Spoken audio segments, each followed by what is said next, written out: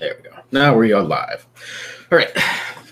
Welcome, everybody, to our Dead Gods Planescape campaign here. We're going to be running with Lamentations of the Flame Princess right here. Basically an older OSR style game. Now, we won't be running so much with the horror and the over-the-topness of that game system itself, but we're going to be using the basic rules of the system and blending that in with the Planescape setting, which has a lot of weird aspects to it to begin with. More horrific places like the Abyss and Circe, stuff like that.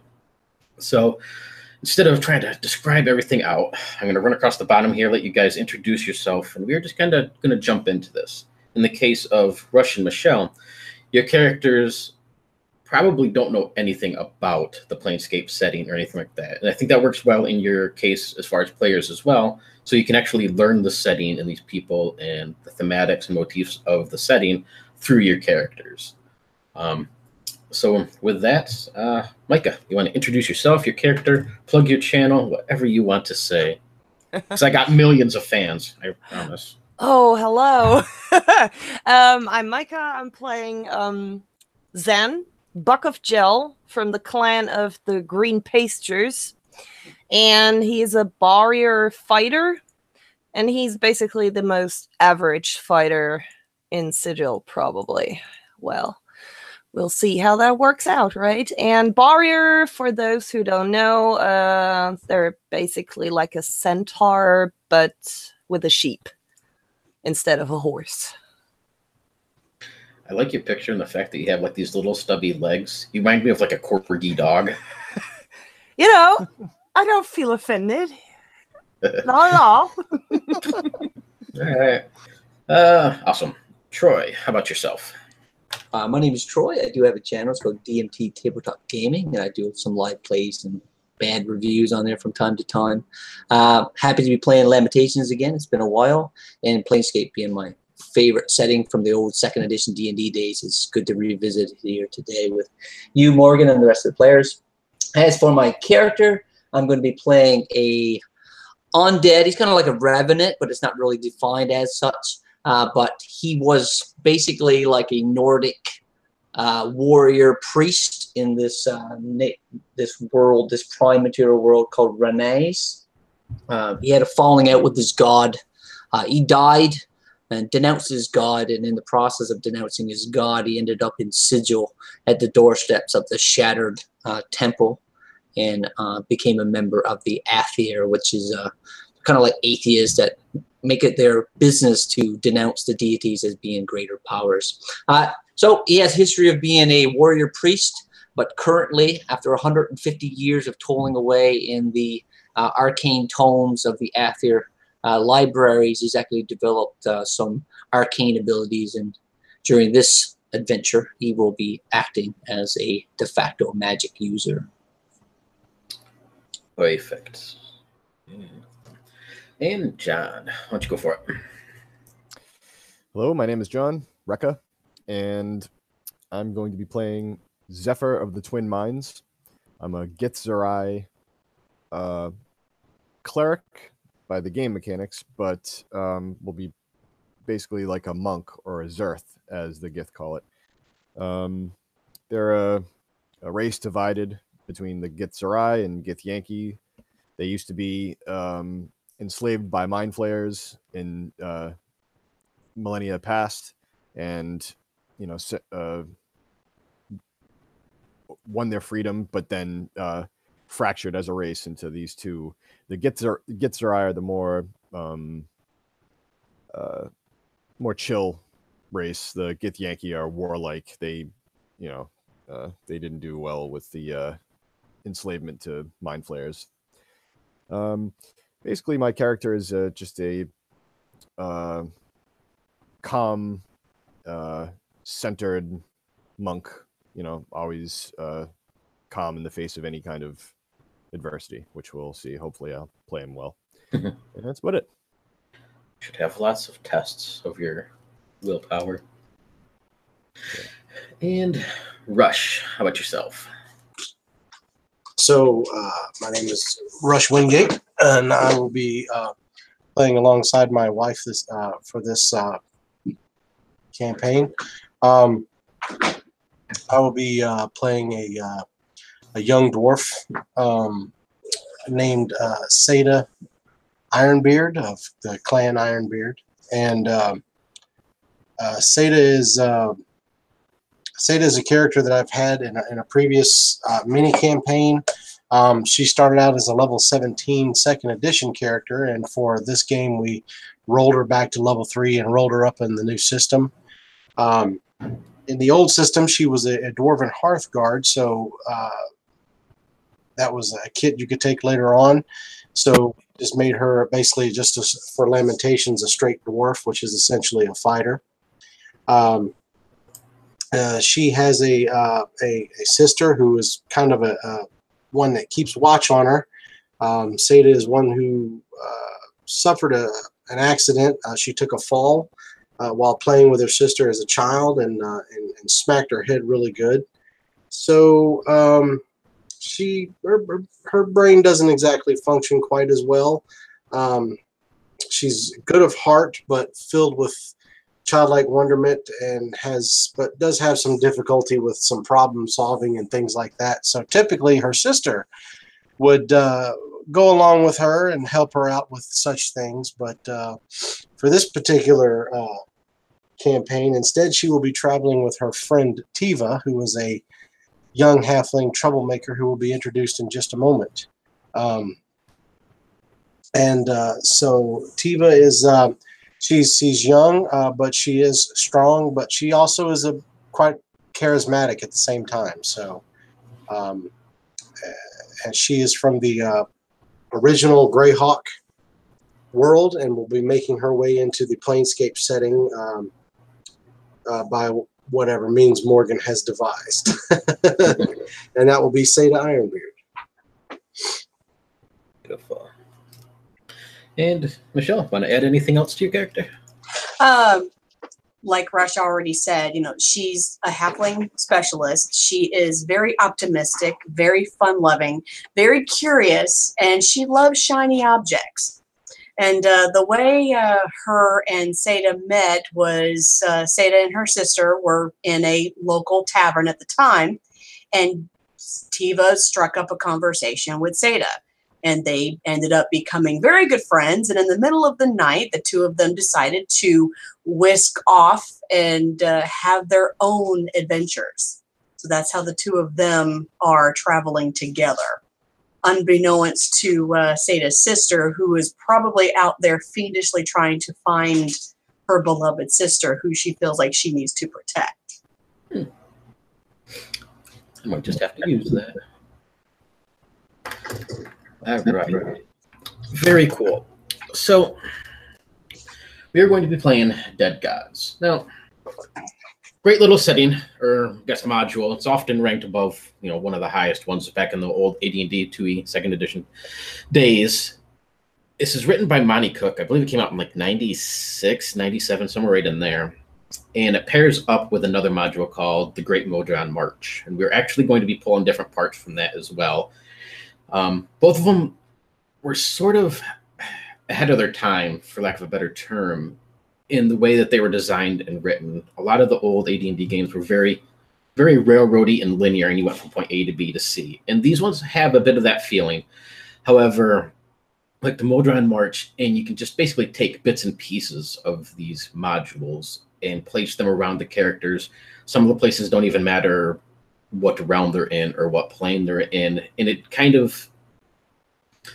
has a railroady sort of path, but I'm able to manipulate it very much easier than a lot of the old second edition games. So for anybody who has played this one before, or I don't think any of you have, or read it, or other people that might be watching, it doesn't actually, almost every time you play this module, and same with the Modron March, it plays differently than it would normally. And I think when Monty Cook was helping design third edition, kind of went into it, he took a lot of the ideas that were in these two modules and incorporated them with the way they moved forward with third edition. I guess to a degree, fourth edition, and definitely for fifth as well. So you'll see a lot of those sort of feelings in the early stages of design. And with that, we will kind of jump right into things here. We'll start with you, Vendrick. Sit quietly at your desk, got a large pamphlet of papers in front of you. And the camera kind of zooms around and it watches you as you separate these papers into 3 distinct piles. 1, 2, 3. Each one you take out, you leaf through it as if counting the pages and checking for something. You put this in a binder and set it aside. You do this with a second pile and then a third pile, each one setting into another pile off to the side. And you feel this shiver run down your spine. It's a surreal sort of thing. Being that your body is always cold, you don't get that sense from warmth and stuff, but it's very strange feeling for you. Your body kind of moves like a chill runs up your spine. And with that, you rub your eyes. It's almost like this thing that you've heard the mortals or those that are still living call sleepy. Your eyes burn a little bit. You seem a little bit out of sorts. Kind of rub that off and grab this next pile of papers in front of you, methodically working through them in the same exact fashion. You separate 3 piles. Each pile goes into a colored binder and you set it aside. As you reach for the next batch, your fingers brush along the spine of a small but heavy leather-bound book. You're positive it wasn't there before. You've never seen it. But it's perfectly square, and it measures exactly 12.7519 centimeters by 12.7519 centimeters. You know this. And it's 5.08 centimeters thick. You know this too. Not counting the tan-skinned binding. That would add 0.27 more centimeters. And it's exactly 197 pages. Without even opening it, you know exactly what this is. The leather binding itself looks tanned, but very, very well worn, and you can see oily fingerprints that are on the cover of this. It was all written with a custom camp, and even though you don't open it, you know what's inside there. Each one, every page has been designed to hold information on places, on people, on things, but you can't read it. And as you look over at this book beside you, you see, without even touching it, the front cover flips open, and it's almost like a breeze rolls through your room that you're in. The pages flutter, and that stops on page 97 and 98. Page 97 is nothing more than a picture of an apple, crudely drawn, almost childlike. The color, as it's colored in, is outside of the lines. It has what looks to be a leaf scribbled in the one corner. On the other page, page 98, is a rough sketch of a face. This one is a little bit more designed out. You can tell a skilled artist drew this, but it's done in an abstract sort of design. And you know, when you look at it, and it does smile back, that its name is Book. What do you do? Having spent 100 years stuck in this room, doing much the same as I've done every day, this is a bit of a exciting moment for me to potentially do something besides stamp pamphlets. The dumb Burks of Sigil, most of which can't read, are happy to get these messages, these pamphlets that we send out on a daily basis, because they have direct-to-mind ESP properties that send the word of the Aether to the unknowing. The lost must stay lost, after all. I've done this for so long that I would be bored, but it is what it is, and this is my daily toll, with a hope of someday doing something more. I look at this book. The first thing that's been interesting that's passed my desk in a long time. I look to the face and disregard it. It's interesting, something I'm not familiar with. And I look to the apple and I finger it. My hands reach around what would be the outline of the apple and then expand out to the improper drawing. Then what's more, I go back to the picture of the face. Book, is it? I say in a gruff voice. This face, the form mostly remains the same, but you notice the eyes seem to glimmer a little bit. The mouth moves. And though you don't hear anything spoken. You can hear it within your own mind as it speaks telepathically to you. But the books, even still, the mouth on this face moves. And you get just this random assortment of hundreds and hundreds of different numbers rolling through your mind for a brief second. This is, oh, greetings, Vendrick. Yes, you can call me Book. And I will. Book it is. What are these numbers, Book? That was a mistake. I cannot divulge in such information as I am bound to secrecy. Secrecy? But you're in my mind. You can read my thoughts, no doubt. I am not unknown to these things. ESP is known to me, as is the art of collecting thoughts and memories from those that I entwine with. Is that what you're doing with me, Book? Are you reading my mind? Well, you told me I could. Of course I could. I could read yours too, but you do not have a mind, do you, Book? You're just a thing. No, a talking thing. A talking thing, surely, but surely you do not have a mind. That is argumentative on philosophical levels, but I am quite capable of thinking for myself. Very well, Book. What will you have of me? Why have you come across my desk this day? Of all days, just like any other, gray and bleak. The eyes kind of squint, almost in confusion as they look at you. Why, Vendrick, you brought me here just now. Did I?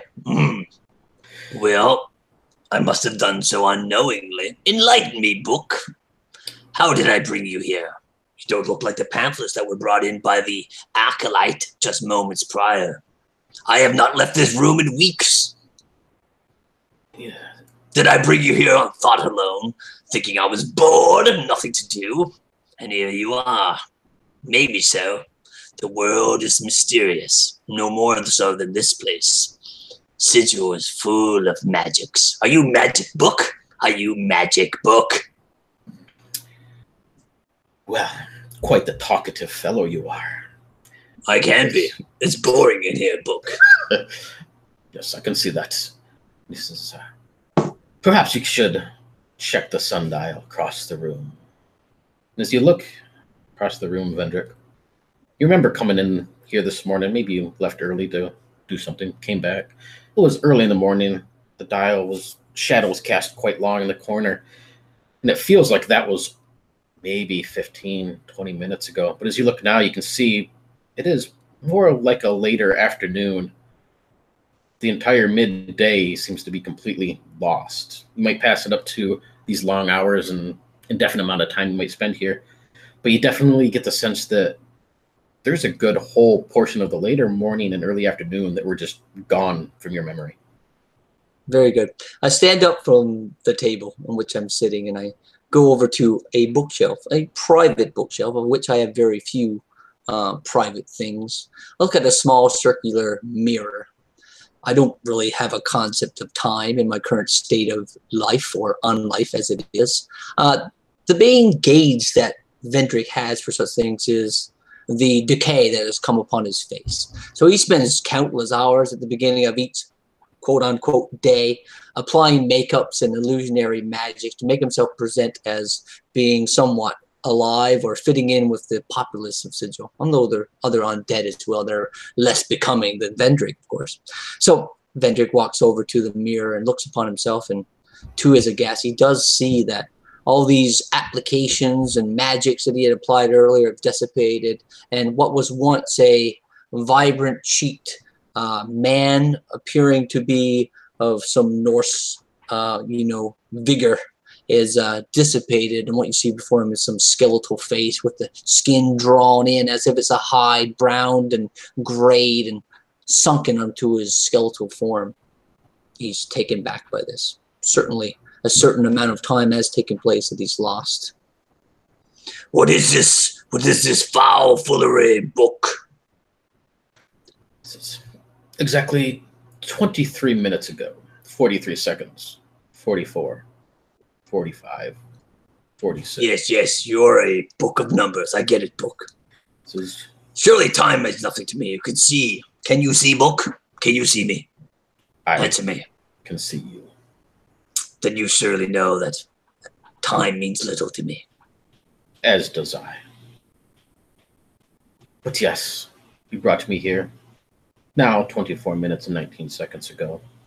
After leaving Astrop's trade, dropped me on the shelf, and you seem to go back into your methodical process, which I very much approve. Why? I do not know, nor do I care. But I have one thing to ask of you, Vendrick. Speak it. You see, I must go home. And I assume since you purchased me from Astrop that you will take me there. We must leave soon. I must leave to what I only know as Huron Countess Plethras of Automata. When will we leave? Vendrick walks over to the table and writes that down on a left leaflet of paper, flipping over the pamphlet of the day. Can you say that? Can you say that again, please, book? Huron Countess Plethras of Automata. It's right there in the chat too. That is certainly a mouthful for a book. And I do not remember purchasing you from the store. This is all news to me. Very Magic's strange. at work, indeed. For my mind is not easily addled by magics that would make me do things unawares. If it makes you feel better, he would reward you very wellly for your services. He's a man of great wealth. This place and this man is not known to me. You will give me time to research, yes, book, before I full-heartedly decide to take you on this quest. Most certainly. But you may ask me any questions you have. Perhaps I can answer them. Maybe I take you to Factor Terrence, book. Maybe you can tell him your tale, and he can give me permission to go on such missions such as this. For this is my quest. Here, book. Look, behold, the great galaxy that is my domain. And I put my hand around looking at this 10 by 10 gray room with no windows. Do you have anything in there, or like does your clothing or anything show that you are? I have the one shelf, and strung upon a hook is what looks to be a vintage sword of sorts. It's actually a Viking arming sword. Even though I died and I went to my god's domain, I denounced them, and I ended up in Sigil, all mystery to me. Somehow my belongings that I had on the battlefield of which I died, them or their equivalency, carried forth with me as I found myself on the doorsteps of the shattered temple. So there's this arming sword, this Viking arming sword that I cherish. It's my most valuable item, even more so than my spell book that I've been slowly not stealing spells as they come across my desk, but periodically I might have scribed over a few to a book that I also have on said shelf. I do have some hide armor and greaves from those previous times as well, but my material wealth is pretty minimal at best. I've never needed it, and yeah, my life is as it is. So I don't have a lot of property. Do you have anything that shows you're of the Athar? I mean, like a pin or clothing, or? I've never actually went out on a quote-unquote mission where I needed to show any type of identification. Basically, I showed up here at the doorstep. This an unknown thing, obviously undead, denouncing a god as I spoke. I spoke to one of the factors, so not the facto himself, but a factor, and I explained to him that in my maelstrom of death, when I went to my god's realm in his guard, and I denounced him for the death of my son and not protecting him, not giving him a warrior's death, and him not coming here as well as I, that when I was cast out from my denouncement, as I went through the void of the cosmic chaos and maelstrom, I saw a tree with beautiful red orbs Unknown to me what it was, I followed the tree in my dreamlike state, and I awoke at the doors of the shattered temple. I was taken in, mostly because of the fact that I was an enigma. And there within the big courtyard, I saw that thing that brought me here, that tree, that beautiful thing that the facto himself interacts with on a daily basis, and I'm never seen again after that day. Every day I sit in this room debating why I exist, why I'm in this state of on death, always hungry to get back to that tree once more so I can fulfill my destiny of bringing Uthgar down, denounced, without followers, without power. See the face of Book. Its eyes scan around the room. They linger on this sword in your greaves for a few moments. It doesn't really show much emotion beyond that, but it does. You do notice it looks at them, and it continues to scan around the room. Not much of a office. Jason's office was much better. But I saw you entered the Shattered Temple, so you must be one of the Athar. Is that correct, Vendrick? That is correct, yes. They give me this title. Atheon Vendrick, they call me. But they limit my capacity to do good works, to make the blind see. Yes, Jason too was an Athar. He spoke long hours about such things. Apparently, you can all speak very often, like to hear yourselves. But that is no matter. Shall we leave? Look over my shoulder. There's no one to stop me, Book. Shall we leave? Where shall we go? Why? To see Huron Countess Plethras of Automata, of course. Very well, Book. The way I see it, I've earned a vacation. 149 years of toil.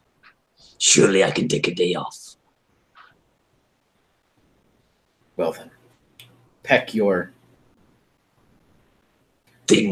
meager belongings. I have all that I carry need. me. You must carry me, always upon the left hand.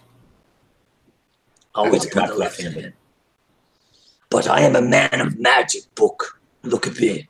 Look at me, Book. I laugh at myself, literally, a slow giggle, because I know the ineptitude of my capacity. I feel weak. I feel like once I was a powerful clerical means of good in the world, and it was stripped from me because my God abandoned me in my time of need.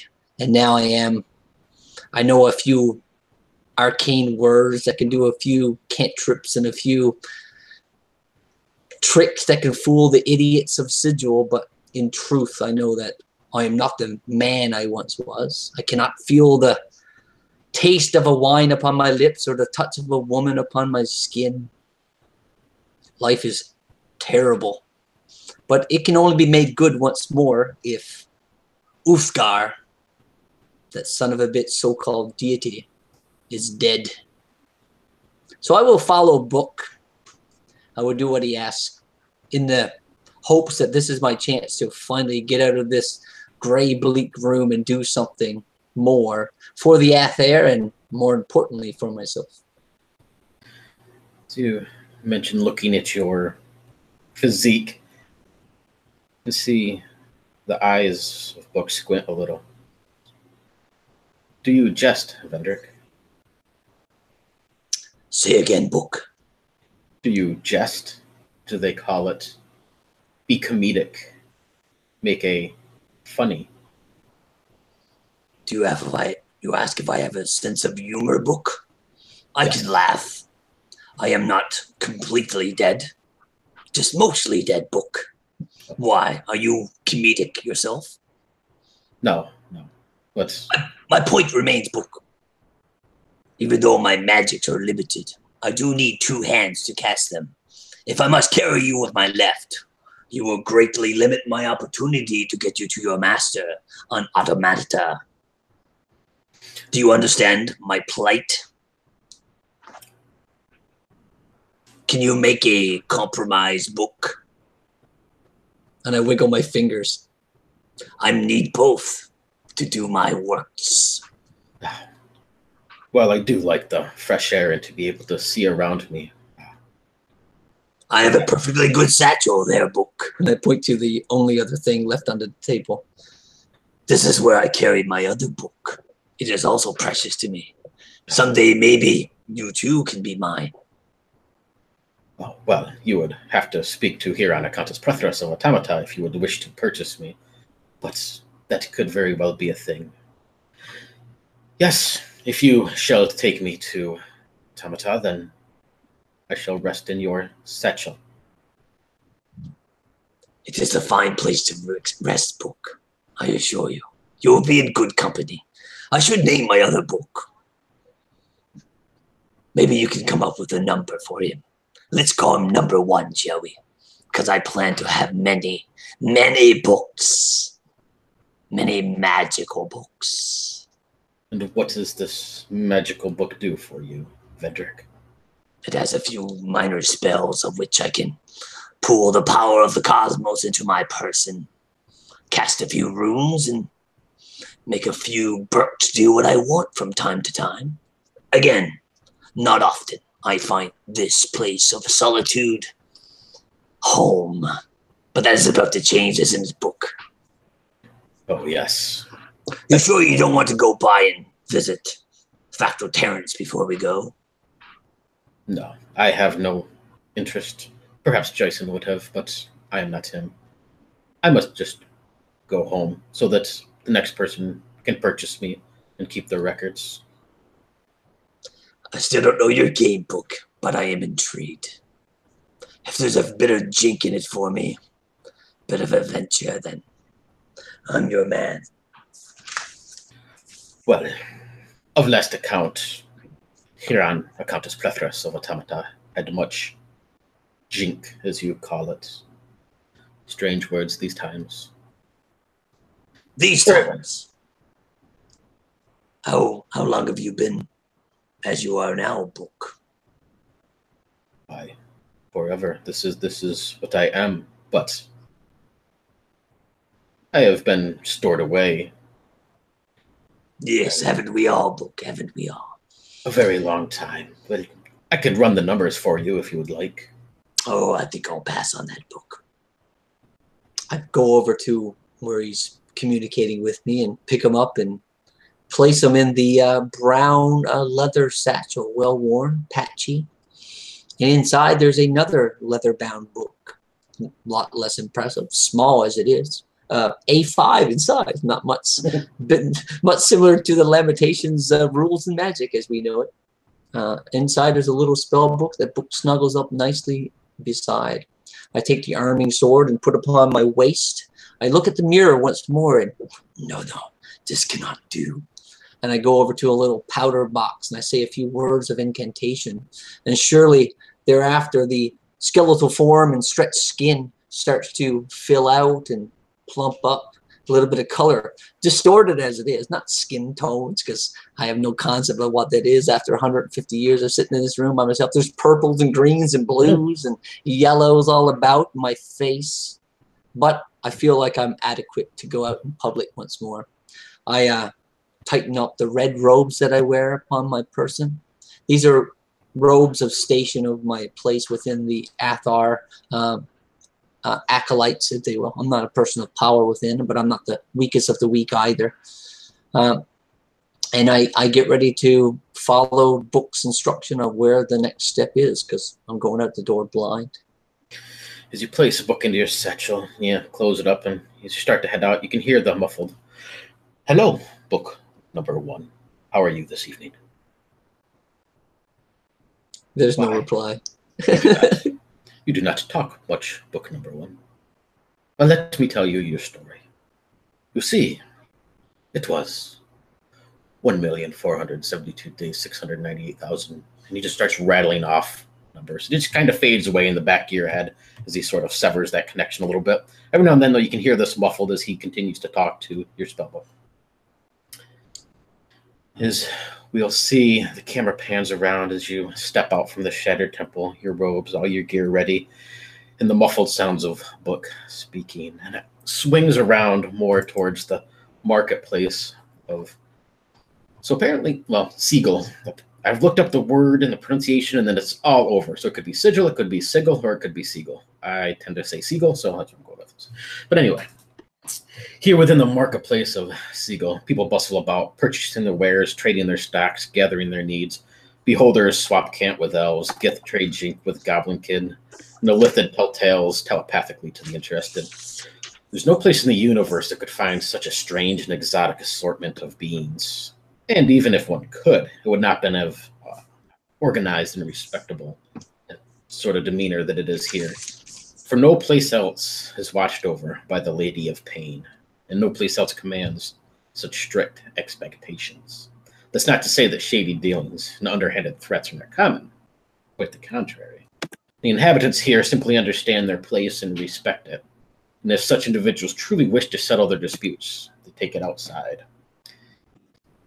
With that, Zan, as you walk through the marketplace, there is this soft sensation that rubs against the back of your furry-covered back and up your spine, the back of your neck, and right to the back of your skull. It feels like somebody's sort of tickling the inside of your brain almost.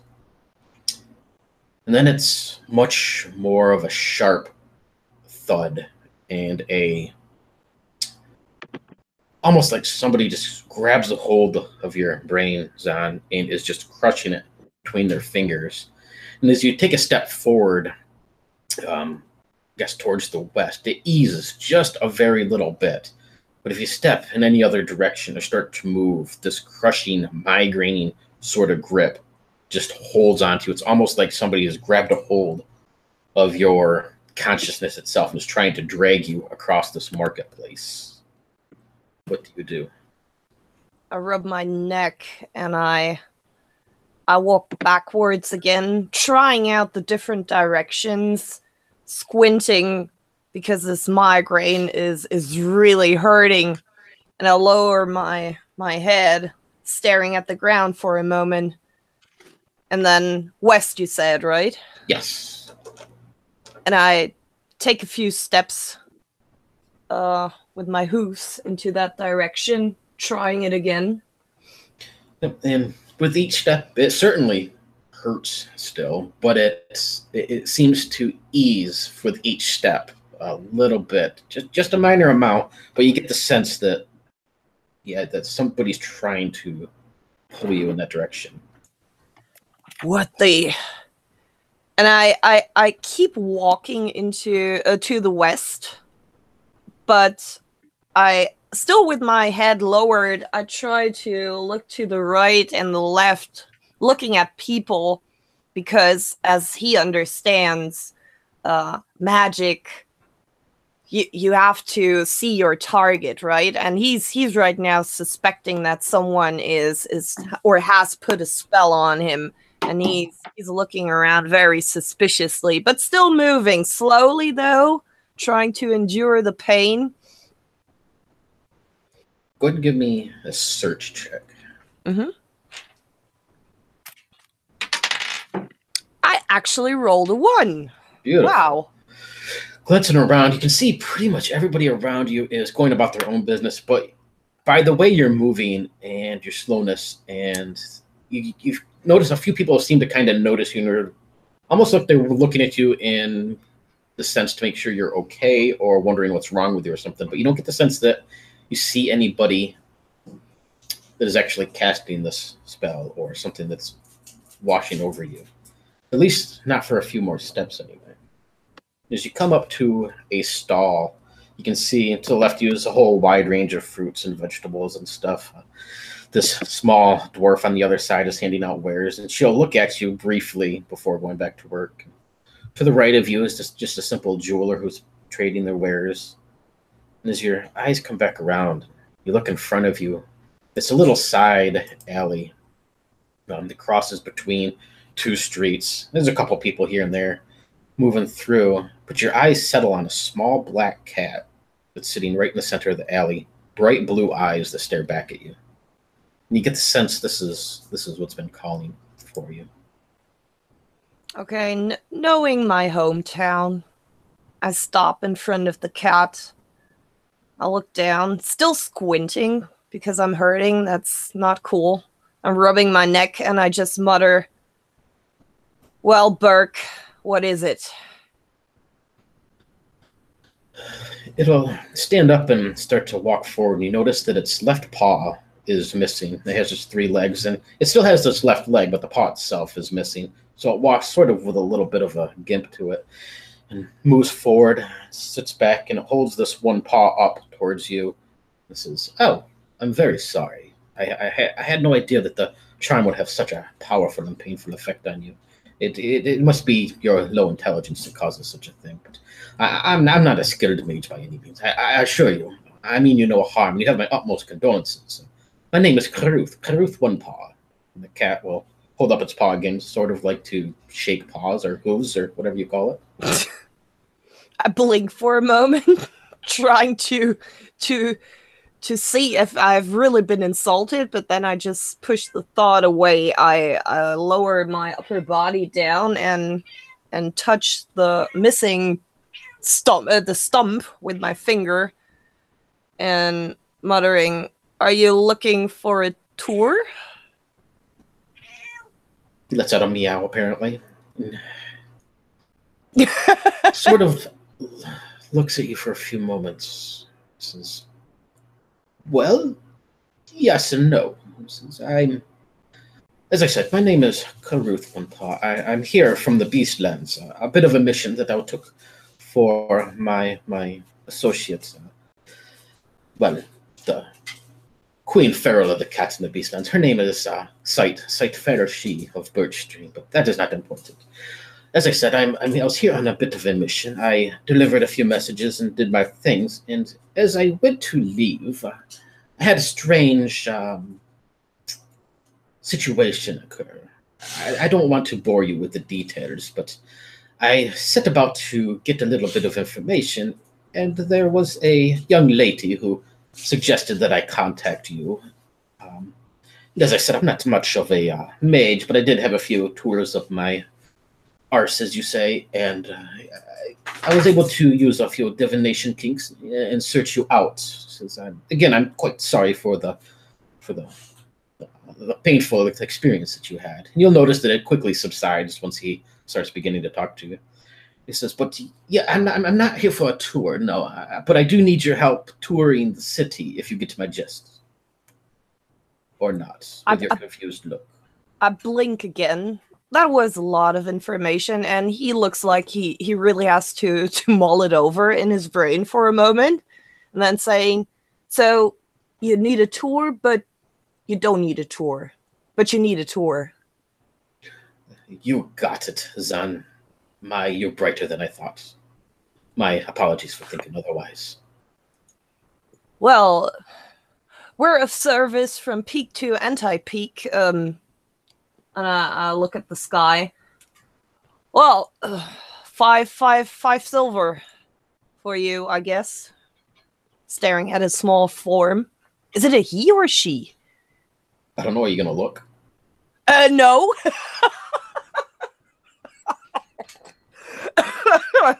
No, I'll do that later in a proper moment. Because yes, there are proper moments for such things. You do get the sense that it is a male. I mean, it has a deeper voice for a cat anyway. And it does actually move its mouth and it speaks. It's not telepathically talking to it. It literally speaks when it does so. It says, "I am looking for one called the Durkenfirken Greenhouse and Alehouse. I am not on a tour for the city, and I've been to many places. And while I think I could find the place, you see, there's a bit of a, what you call a entry fee. Now, you're familiar with the Durkenfirken. It is a simple alehouse on the Lower East Side, on the lower wards, and it's actually a very nice place. and it's built into this massive greenhouse. They have all sorts of wines and sweet elixirs and flowery foods and orchids and stuff. But the problem is they only allow people from the Beastlands or the Upper Heavens in, or you have to have a invitation or the bribe to get in. And he says, I was told that you could get me in. He says, and he kind of looks at himself and says, I have no proof that I am from the Beastlands besides my word for it. He says, and though I do not carry any money, I assure you that I can pay you for this when it's done. But I need to get into the Durkan Firkin and gather some information that I've come across that has set me a bit unease. I see. You need a tour, but you don't, and you want to pay me, but you can't. This is, if it makes you feel any better, I'll be able to get you the money. I know a few places, and Eller, and a close friend of mine, she will be able to give you the money, but as you can see, I do not have pockets or clothes. Who again sent you to me?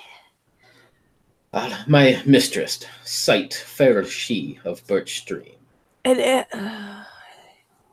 is the greatest feral cat queen in all the Beastlands. Surely you're familiar with her.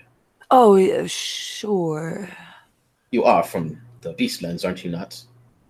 Well, that's a long story. Well, I do not have time for that right now. You wouldn't be able to get me into the Durkan Firkin, though. Yes? Yeah, I guess. And he's totally confused. Like you see, watching him, the more words that are poured upon him, the more distracted he gets, mulling it over. And finally, he just gives up and he nods. Well then, I assume you're not able to walk properly with this war injury? And he looks down at his place like, oh, no, I can walk quite fine. How do you think I've been getting around? Flying? Do I look like a bird? Well, considering you called me by whatever you did, forget it, Burke. Well then, let's move. And I step to the side. I make a side move and make space for him so he can safely walk into the stream of people on the it's a great bazaar, probably, right? Mm-hmm. Yeah, and make some space for him. And as he's always doing, he's protecting his tour guests. So he's watching out that he's not being trampled by all the people or a beholder falls on him. It all happened before. Yeah, he'll step forward. He does walk with that strange sort of gait to it. He says, oh, and yes, it was most certainly a war wound, as you say. But, as cats are wont to do, it quickly just leaps up on top of your back. And I just sigh. I thought so. Well then, do you want the normal tour? Do you want to?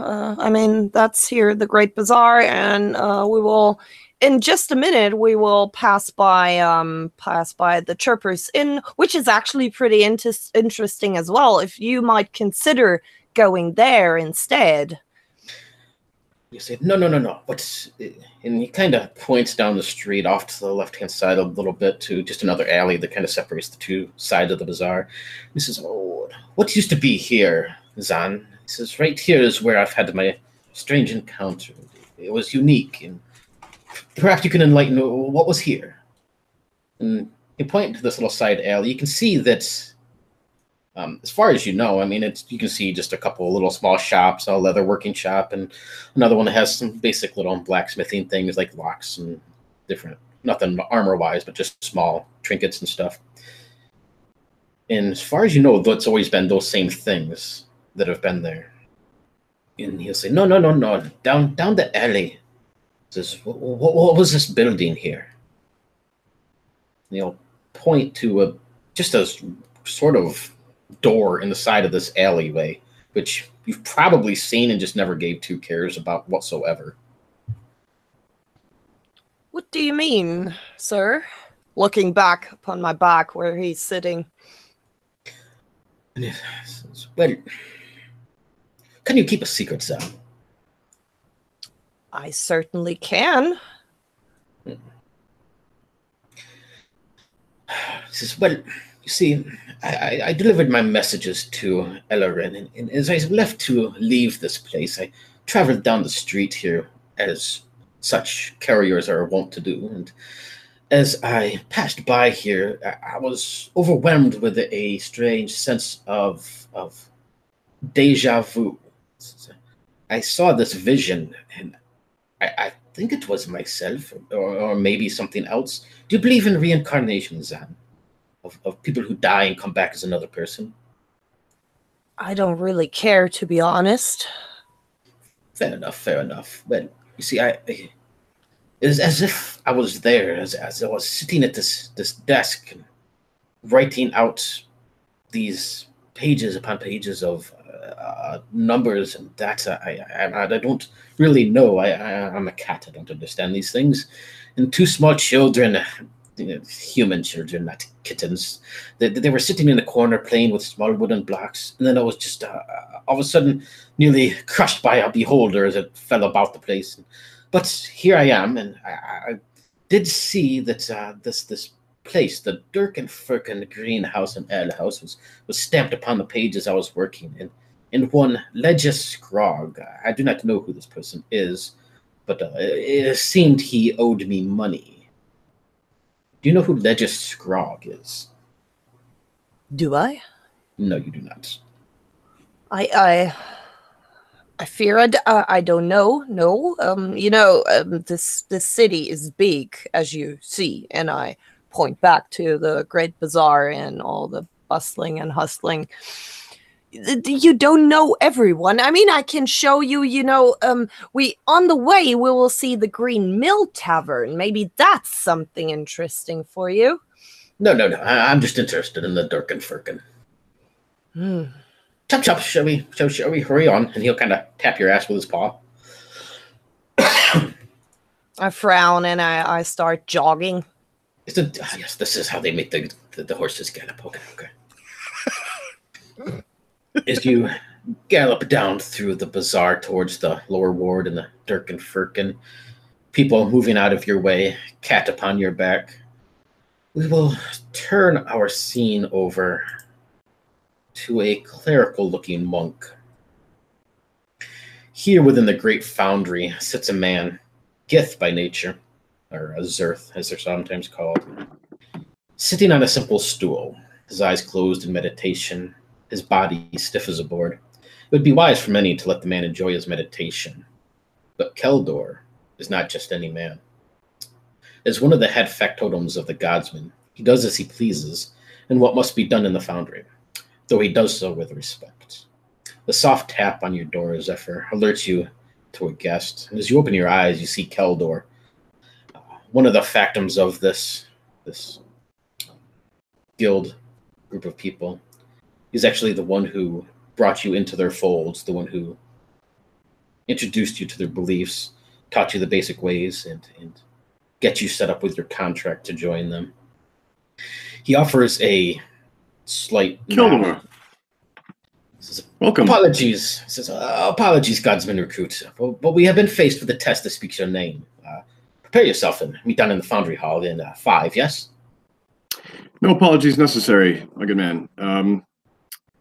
I'm actually ready to go now. Wonderful. Well then, I'll take a walk with you, and we will think about our deeds and our tests in silence until we get there.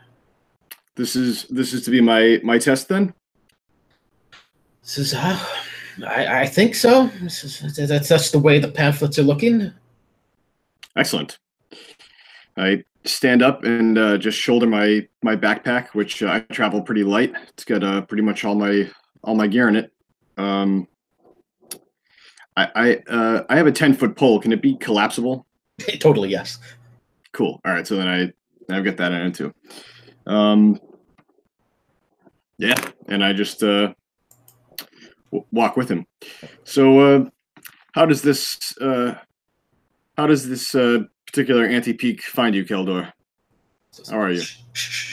Silence, young recruit. We walk in silence. Oh, very well.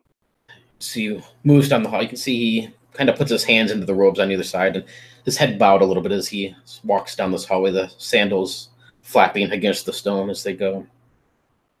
He gets to what's called the Great Foundry Hall, this massive place. It used to be an old foundry, but they've kind of redecorated a little bit, not very much so, but it's homely looking. As he opens up the doors for you, he offers this warm sort of smile, and he's, as you've come to know him, he's actually quite a nice person. Not real talkative, tends to prefer his silence, as you've seen, but he's quite pleasant. You think he's probably a half-elf. He has a little bit of mixtures between the both races, and probably courteous not to really ask, but you're pretty sure that's probably what he is. And he opens up this door. Inside you see 3 other factums, or factors, I guess, of this foundry of standing around. You don't know their names. You've seen them here and there in the place for sure, but exactly who they are, you're not quite sure. Keldor moves forward and takes his place, and kind of between the first one, so he's kind of the second in line, and then the third and the fourth. And all of them look at you. You see one who's clearly elven, very tall, skinny, lithe, bright white hair flows down her shoulders on her dark, ebony sort of skin. And you see Keldor's there. The third one looks like he's a very, very old gentleman, human in nature, but beyond the years that you can even fathom. His skin is really tight around his skin, sort of sagging a little bit. His eyes have almost this yellow putrescence to it. Skin very scraggly looking, but you get a sense of calm that seems to radiate off of him. In the fourth one, you have to take a double take as you look over, but you realize it's actually a small child, maybe 8 or 9 years old. And she looks up at you, and as she does so, you get the sense, when you look at her eyes, of somebody who is much wiser beyond what she appears to be.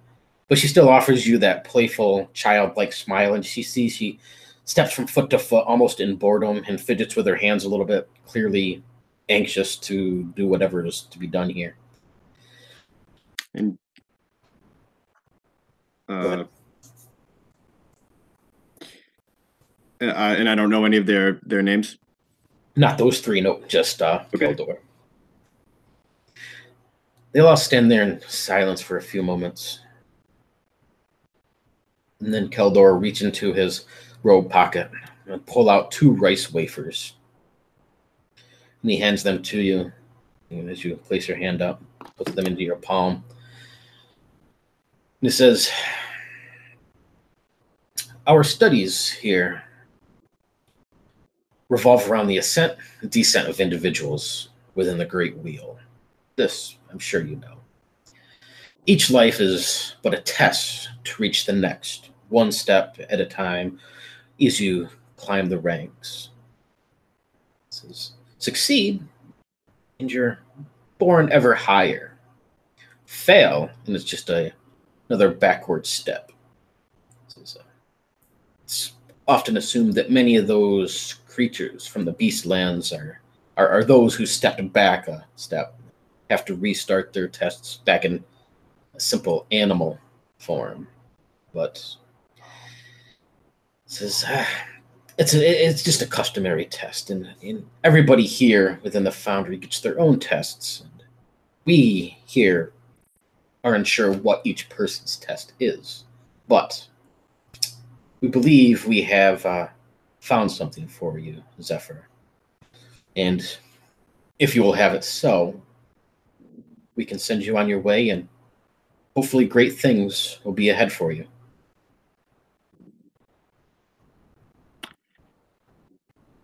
I'm here to ascend and to seek enlightenment. And if that's what you think my path is, I'm willing to try it. He'll turn and walk to a table behind him, and he picks up this bundle that's been wrapped in burlap, and it's tied up kind of tight. And then you'll come forward and place this into your hands. So I'm holding a pair of rice wafers in one hand and a bundle, burlap bundle in the other? Yep. Okay. He says, well then, consider this at least the start of your test, Zephyr. What comes from here, I do not know. None of us know. Not even the great factor of the Foundry knows what tests lie for each person. For that is the test. Nobody knows. He says, but we wish you the best. We will set you forth. Everything that we know of your journey is within that bundle. Search through it, seek it. And good luck on your quest. We're always here if you need us. Unless you have any further questions. So I'm welcome to come back to the Foundry during the course of my quest. I have a room here. Yes, most certainly. Your room is yours to keep. You may store things here or ask questions and do as you wish. You're welcome here among us. My masters, may I know your names? See, this older man looks at you with this smile, sort of approving, sort of look to him. It's Anarch the Old.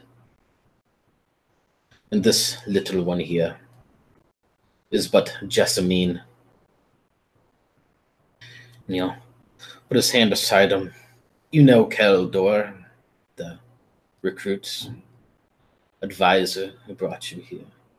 And this beautiful young elf beside him is but one Katarina. They'll all sort of smile and nod as they're introduced. You said she's of ebony skin and white hair? Mm-hmm. Interesting.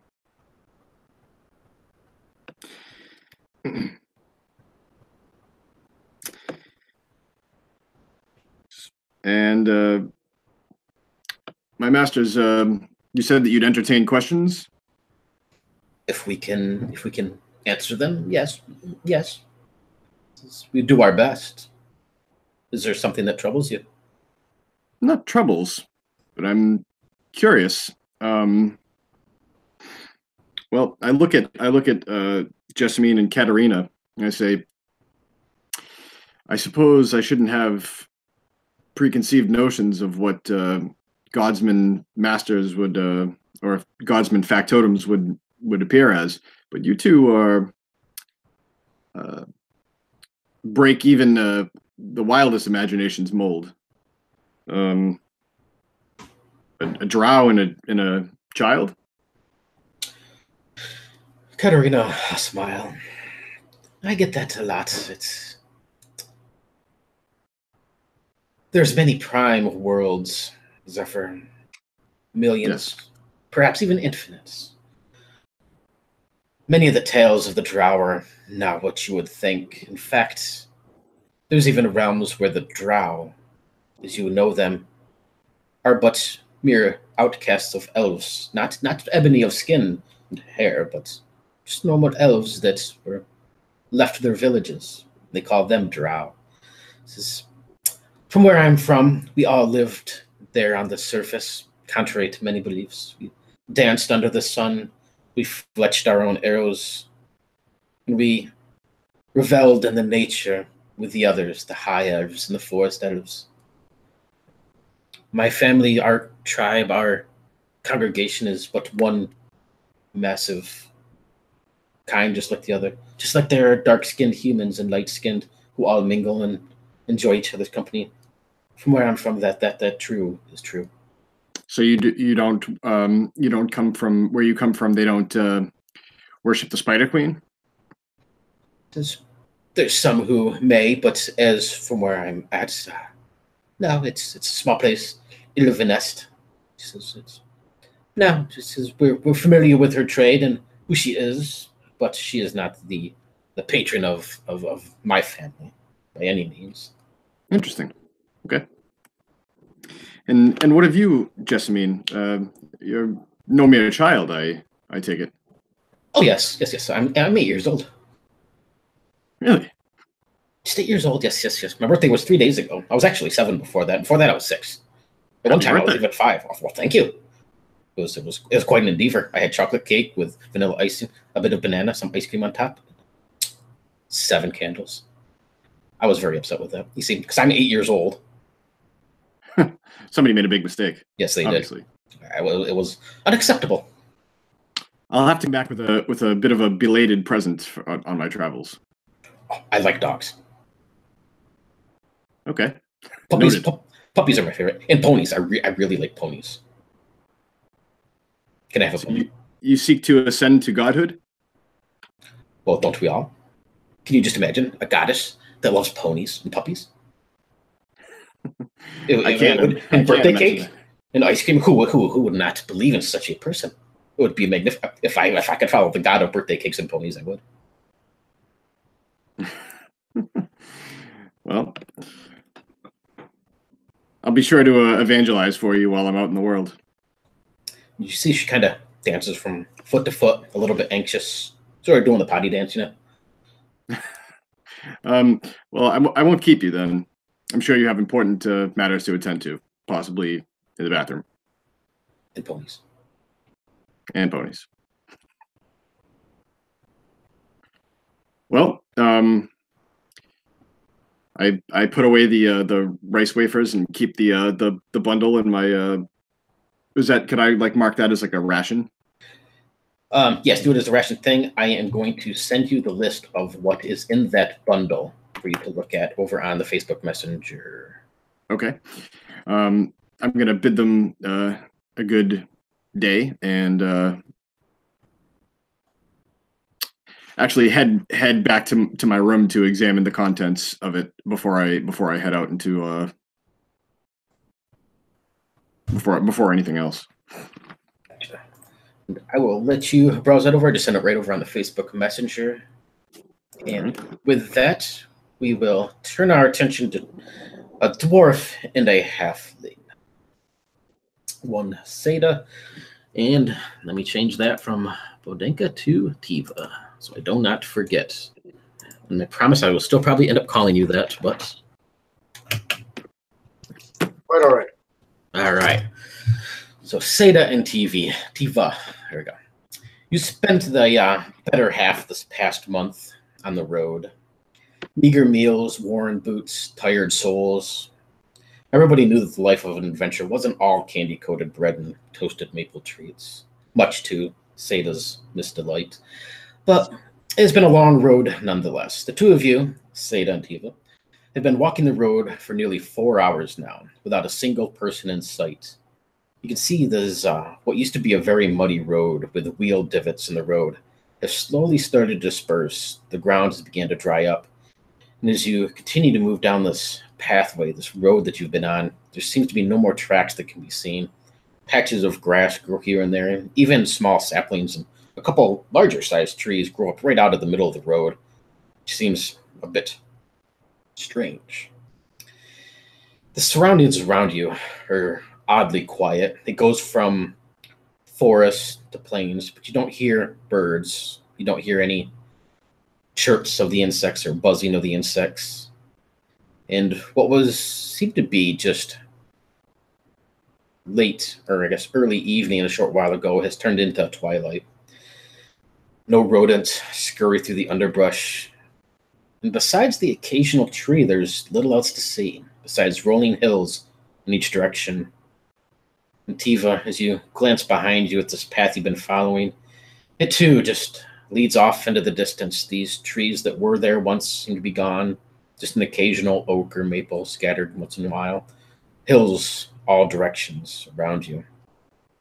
The sky itself has this surreal purple-like hue to it, interspersed with flashes of green, teal, and hints of yellow, sort of like that aurora borealis across the sky.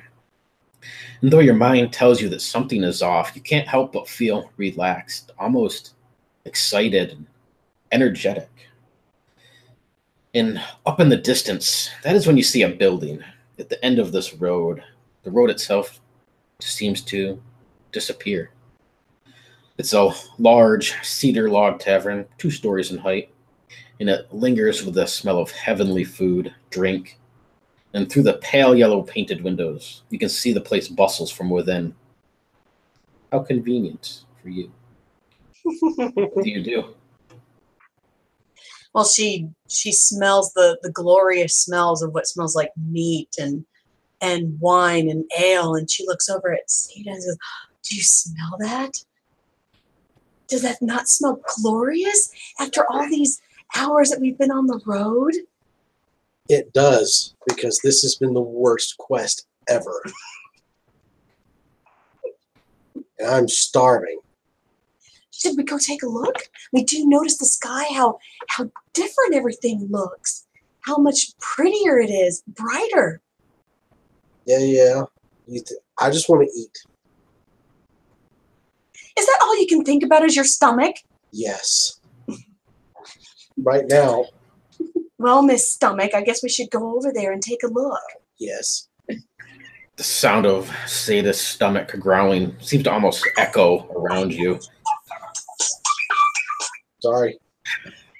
And she just breaks out in dance and song for a brief moment. And as you come a little bit closer, this place looks like pretty much every other tavern you might see, but it's very well built, and you can still smell that cedar smelling of the logs that this place is built with. It's fairly weathered and worn, and you can see it's older, but that strong cedar smell still seeps into your nostrils as you come up into the door frame.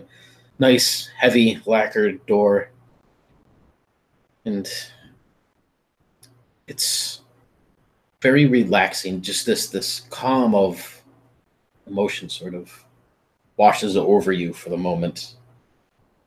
Food, drink, you can hear soft music from within, people talking, bustling about. Do you open the doors? Yeah, Sadie would push her way into the door, and with the feelings washing over her, would just look over at Tiva and say, "Okay, now this is really nice, and it smells fantastic in here." I say we go in. Absolutely. Push open this door, and your fingers just barely brush across the surface. It's smooth as glass, this wood is, and the door swings open lightly. Not a creak or a sound, perfectly glides open. And you can see inside is crafted much like the outside. Cedar plankings scattered about, beautiful bar top, this smooth spalted maple that runs the entire length of the place. You can see exotic woods trim different door frames and windows. And the whole place gives you a sense of relaxation. In the center of this place is a large stump. You can see what was left of a tree now. It's been placed down. The whole, the flooring is kind of built around it a little bit. You see this large egg-shaped chunk of purple heart wood sitting on top of it, polished and gleaming in the light of this room. Up above, these nice little yellowish orange, almost sunlight sort of colored globes hang, lighting this entire place. And inside is much, much bigger than you would have expected from the outside, impossibly bigger, in fact, stretching out all around you like this grand ballroom. Staircase on either side leads up to the second floor balcony and overlooks the entire tavern. All around you sit people, creatures, strange beings unlike anything you've seen before, some difficult to even fathom, and they look nothing like yourself. Off to your left as you take a step in, Seda, you see two old men sitting at a table having a friendly argument. You have no clue what they're talking about. Something that has to do with magic versus relativity. You're not quite sure. One is dressed in these old gray robes, this long graying beard, and a pointed hat. Very much a wizard, you would think. The other one looks much, much stranger with just completely white hair, this strange mustache and hair just sprouting out everywhere in a nice tailored suit. Opposite them is an elf, strangely adorned in strange metal wires, glowing runes, and this weird-looking, what you would guess is a hand crossbow, maybe, hanging at her belt. Most noticing is the 2-foot-tall pink mohawk that runs down the skull, or down the back of her skull. She'll glance in your direction and give you a little smile and a wave, Seda, as you continue on through. And with that, Tiva, as you start to step forward as well. Of all these things in this room, the one that seems to catch your eye the most is this massive bug. You're not quite sure what else to call it. Looks like a large praying mantis, probably 8 feet in length or height, or however you would measure such a creature.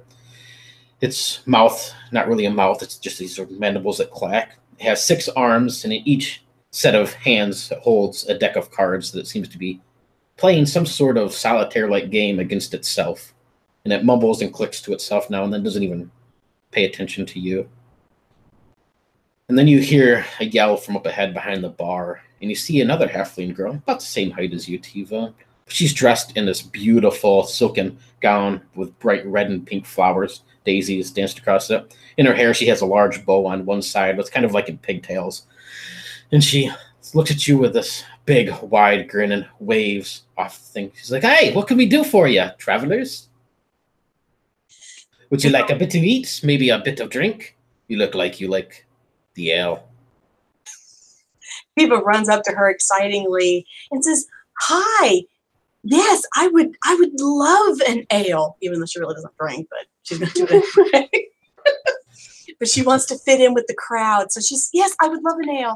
And my friend here, she's extremely hungry. Could you provide her some food?" "Oh, we have so much wonderful food." Says, "We got roasted mutton and lamb shanks and beef patties, burgers the size of her head. We'll get her something good." And she'll bring up this mug. It's basically the size of your head, Tiva, and put it on the counter, filling this thing up with what looks to be some sort of golden-colored lager or beer, filling it up to the brim. The froth sort of spills over the side. And she'll just literally reach down underneath the bar that she's at, and she brings up this steaming hot plate, mashed potatoes, corn, roasted mutton, a large burger dressed to the hilt on the side, pile of French fries, steaming. It's this perfect dinner for the likes of 2 travelers such as yourselves. Where do you come from? Where do you come from? You look like you've been on the road a long time. "Yes, we have. We are very tired and weary." You've come to the right place. We have beds too. You know, if you need a bed, just say the word. Do you need a bed? So Seda is just kind of sitting there looking around. But the food smells great, and as the ale comes, she just kind of reaches out and grabs for it without even really looking at it. And she's looking around at everybody, particularly the bug and the elf with the pink mohawk, and she just kind of just looking around like she just can't believe what she's looking at. She even looks over at the big purple heart egg thing in the middle of the room. And then finally she just kind of turns back and she looks at the bartender and she's like, "Where are we?" Like that. Says, "Well, you're at the Heart's Rest Inn. Apparently somebody must have invited you here. Otherwise you wouldn't be here. Who invited you?" No one invited us. We just found it. We were walking down the road and we could just smell the wonderful smells and the cedar, and we just had this overwhelming feeling of happiness, and we saw it in the distance and just had to come. Plus we were really hungry. Yes. She Really hungry. quiets a little bit and leans forward and sort of stares at you. She says, "Nobody finds the Heart's Rest Inn unless they're invited or they know of the place. And I do not recognize you. I know all of my patrons. I know your names, Seda and Tiva, as that just came to me." But we've never met you before. She says, No, somebody, you can't find the Heart's Rest without an invitation."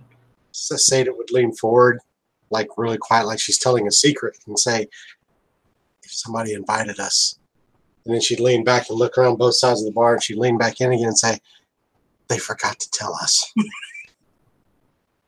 She says, "Oh my goodness." This is, well, suffice to say that I know this place well. I know the patrons, many. Even if it's their first time, I know them. And I don't recognize you upon looks, even though I know your names. No. She says, "But don't let me be rude. My name is Fenfully Butterspoon. Perfect to meet you." And she'll hand out her small hand to shake your hands. Seda would stick out one hand to shake her hand and then reach over to Tiva's plate and grab a couple of the French fries off the plate and stick them in her mouth and say, "Well, thank you, and we promise there won't be any trouble, but the food smells really good." No trouble at all. And I promise I won't steal anything. Maybe. I'm not supposed to talk about that. She'll smile, this wide-grinned halfling sort of smile, and says, "Well, somebody here must have invited you, because otherwise you wouldn't be here." She says, "Now that you're here, though, anytime you wish to come by, you can simply travel the Warren Path and show up. But somebody here must have invited you." And she'll kind of scan this room a little bit, and her eyes stop. She sort of looks between you guys in the distance, and she'll nod her head behind you. She says, "I guess would be the young, beautiful woman over there. But I have people and patrons to serve up." She'll reach down underneath this bar that she's at and bring up 2 more steaming plates of food. And then right beside her, you see this mug of ale just kind of floating in the midair as she walks away, and it follows her as she heads down the bar to deliver more food. Tiva looks in amazement. I love it here. Can we stay here always? Oh, I think I want to eat, and then maybe we should go talk to the pretty lady. Okay. She looks over at the bug and then looks over at Seda. Have you ever seen one of those before? What is that? Oh, you're talking to me? Yes. No, I haven't seen it before. It's a big giant bug. Normally at home we would kill those things with axes. But that one's much bigger. And it'd also be kind of rude to do that here. We probably shouldn't do that. No, I don't think we should. We should just go talk to the pretty lady. Can we take our food to the pretty lady? Oh, yeah, well, certainly. But as you kind of glance around and look for this pretty lady, you can see that the one that Fenfully nodded towards is at least not what you might consider a beautiful, young, pretty lady. Instead, what you see is this really old crone sitting at the table, slightly hunched over. She has a thin blackwood cane at her side that's leaning up against the table, and her black skin glimmers with a sheen in this pale yellow light of this building. These white, stringy, almost greasy-like hair hangs down, and you can see that the robes that she is wearing, dark black, bits of white intertwined between them. You can see these spider-like insignias of these webs across all of her clothing, and these pale, reddish pink eyes, and they just simply glare at you. And she'll reach her finger and just kind of go like this, motion you forward. This long, thin, each of her nails are black. Well, does she look like a drow? A very, very old drow. Because Seda would probably know what those are. Oh, yeah. It's a drow. A furry spider sits on her shoulder, crawling about, disappearing into her hair. Do you know what she is? No. That's one of the drow elves. They're usually very bad. Is that the pretty lady that we're supposed to go see? Yes. I don't want to go see her. We don't have. But she's beckoning us. And I have this strange urge to go over there and talk to her. I don't think they're going to. Nobody here seems to be in. I don't think anything's going to happen. I think we should go over there. Okay, let's go. Okay. So I'm going to grab the plate of food and just walk over. As you move over to this table, set your food down, this old crone drow lady doesn't say anything. She just watches you. You get the sense that she can see, but when you look at her eyes, you can see that her eyes themselves are pretty positive she must be blind. They're just completely glazed over in that whitish, sort of milky look, but they're bright, pale pink underneath. And she'll just sit and completely wait in silence as you take your place. And until you say something, she just sits and stares at you. So Seda would go, hello? She'll lean forward very slowly, almost as if it pains her to do so. And you get the sense that her bones definitely don't work the way they were used to.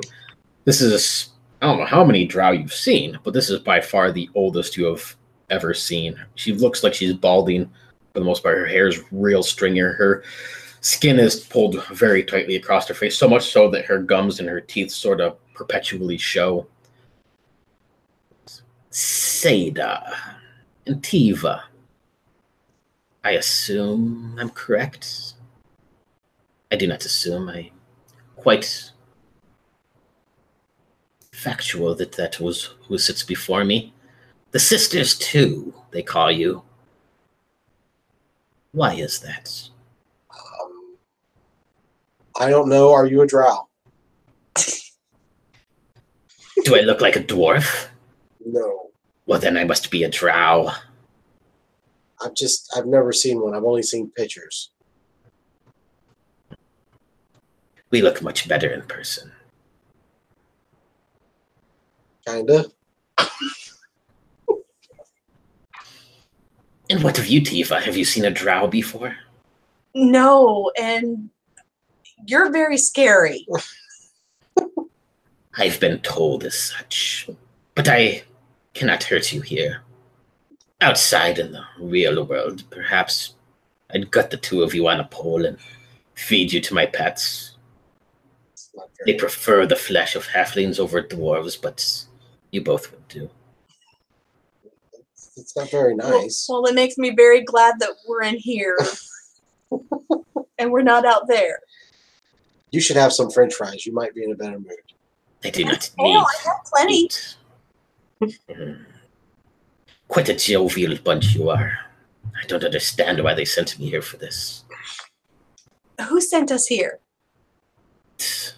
I am not the one to answer such questions. You should not be asking of such things. Well- It's best to not speak her name. Okay. The lady at the bar said that we're supposed to be invited here, but we don't remember ever receiving an invitation. We were just, wandering down the road, and we just happened to come across it. But perhaps you should check your mail more often then. Well, we've been traveling for quite a while. And I can't read. Damn dwarfs, anyway. Of course you can't read. But that's not of importance here. Since I've been sent on this pitiful endeavor to associate myself with the likes of you, not of my pleasure, of course, but to do so to ensure that you survive. And thus here we are. So, you may eat. I will begrudgingly do the wishes of my mistress. Well, thank you. And then Tiva starts to eat her food and drink her ale. Well, what are we supposed to do? What do you mean, what are you supposed to do? What do you do in such places? You eat and drink, be merry. Isn't that what they do? Haven't you ever been to a tavern? I mean, I know what I'm supposed to do right here, but what is it that your mistress wants us to do? You may call her the usurper. What is the... I don't know what that word means. What does the usurper want us to do? Usually somebody takes over something else. She simply wishes that you don't die this time. Because apparently the sisters, too, that they've called you, have some sort of role to play. I do not know. I don't answer such things. Eat your food. She just said die this time. We're not really even sisters. Not really. Clearly. Oh, we're friends. I know, but... She'll sort of reach into this gown robe sort of thing she has, and she pulls out a small cube. It's about the size of a simple die, like a square D6-sided die, but it's made of solid steel, polished steel, smooth all the way around, almost mirror-like surface. And she'll play with it in front of her for a moment. Place it down in front of her and sort of slide it across the table so it's in between the two of you. She says, Sisters too, continuers of vengeance, slayers of the bloated. I don't understand all of these things. It's not my place. But let me speak my words. You listen. Don't think that even though I can't harm you here, I still can't gut you. So it'd be best to lay quiet. Is that understood? Thea would Yes. just nod her head like that and stick another French fry in her mouth and just kind of look half fascinated, half terrified. This cube. It's the key to doorway 12. And with it, and just as she gets ready to speak, over in the corner, you see the doorway to this place opens. This time it doesn't just slowly open and nobody walks in. Instead, it slams open, literally ripping off the hinges that it has and hitting the floor. Bits and pieces of wood shatter into splinters across the place. Everybody sort of stands up, almost in awe, and you can see in just a blink of an eye, just absolute chaos go through this place. The lights of the tavern flicker, and then it's just complete blackness. Except for within the door frame, the threshold that stands between the inside of this inn and the outside, which is nothing but blackness beyond. There stands something, vaguely humanoid, but thin, wispy, and blacker than death. It smiles, this wide grin, and you can see these sharp teeth, pearly white, glimmer in the darkness. A very sort of an opposition between the black and the white.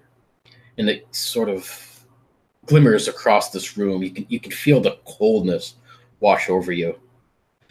Behind the bar, you can see Fenfleet climbs atop the counter and points at the creature. And this time when she speaks, it is much more resounding, much deeper. And she points at this thing in the doorway. She says, "Be gone from here, demon." She'll hop down, walking across this room. And her clothing itself, everything seems to remain the same about her, except for voice and the sense of power that just simply radiates off of her. And she walks forward, chanting, and she moves her hands in this strange sort of way. And the entire room will ripple with power. You see bodies on the floor. And it's like sound waves erupt across her body and across the room. The bodies fall to the floor. Some people, you can hear this deafening eruption explode from the halfling's hands. And it washes over this demonic-like creature in the doorframe. And the thing stumbles back.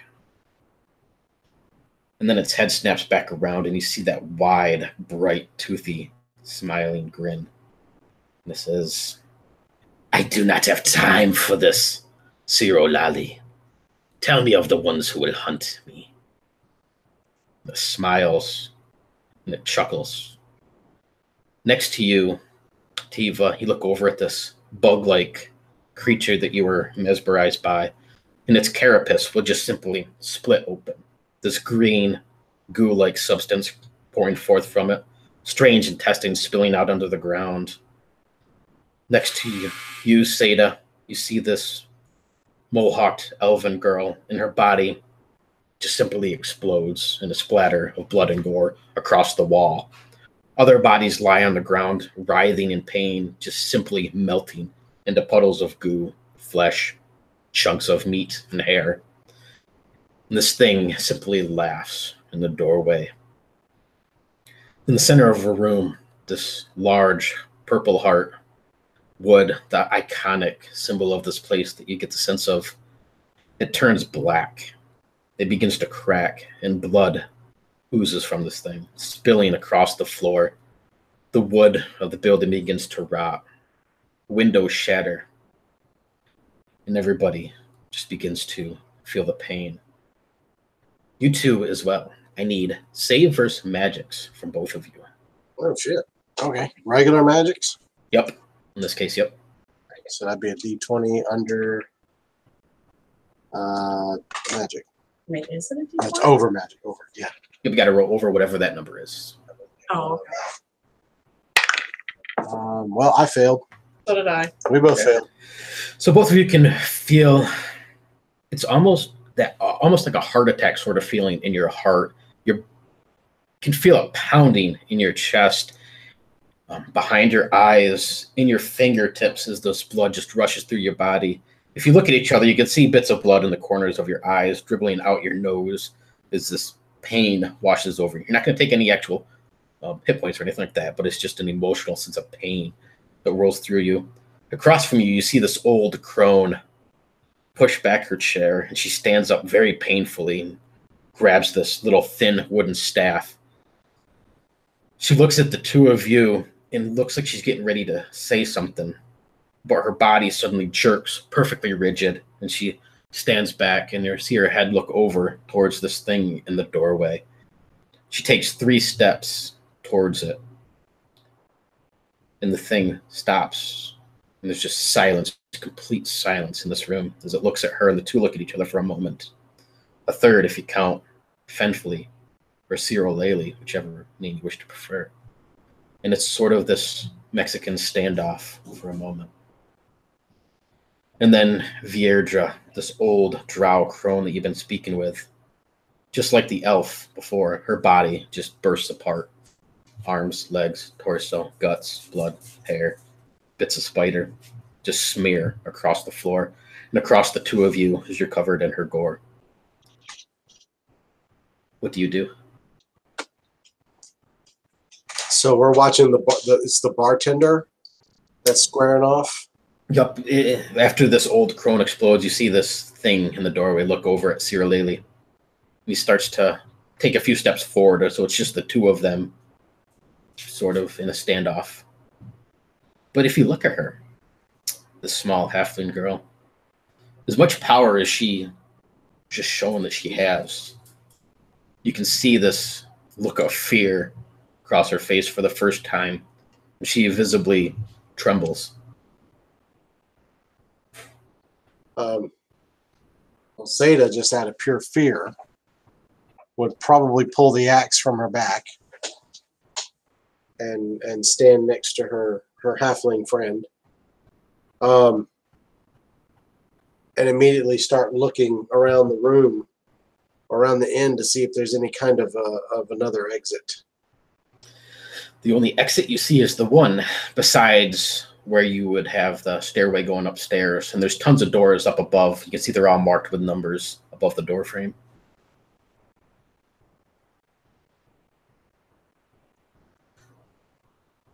So the only exit is the front door where he's standing.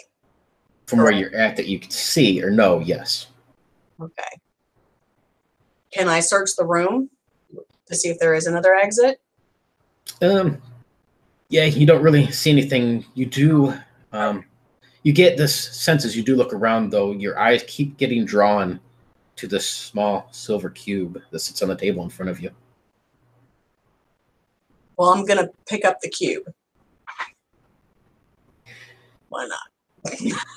As soon as you touch that, pick it up, the only thing you can think of, besides everything that's going on around you, but you seem to be focused unhelpfully on the number 12.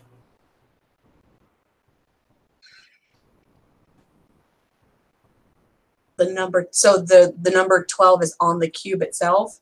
Oh, it's in your brain. It's in my brain. It's in your brain. That's even with everything else going around you, all you keep thinking is 12, 12, 12. Well, Tiva's standing there and she's looking at the horror that is around her, and she wants to scream so badly, but being the fact that there's only one remaining person other than her and Seda, she feels like she must do something. So with the fact that she's got the number 12 focused in her mind, the only thing she can think of is maybe there's a room number that has a 12 on it.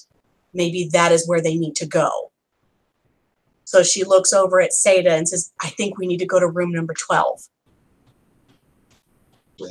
And we need to go now. Seda would just be like, oh, okay. So you need to go. What's the other halfling's name? The other, Fenfully. Fenfully. So Tiva tells Seda, We need to run over there, grab her, and then we have to go up to room number 12. So can you do that? I can try. Can we do that? Can we run over there and grab her? You can try. Seda would run over there and try and grab her by the arm and say, we got to go. Come with us. So as you run forward and grab a hold of her arm, she'll look at you, Seda, and you see it looks like a halfling, but you get the sense of power this thing has. Its eyes are just completely white, and the pupils, nothing there. And her flesh is cold to the touch, not undead-like, but chilled. And she will look at you for just the briefest of seconds. And when she does, it gives this thing that's in the doorway that moment that it needs. And it'll take a step forward, and it mentions these words that you're unable to even comprehend or fathom. It sounds like poison in your ears. And actually, you're going to take 2 hit points of damage as you hear this. And you see Fenflee's body just go completely rigid, this look of fear and horror as she stares at you, locked eyes for a moment. And then you see a bit of her skin. It's almost like dried paint that cracks and peels across her entire form.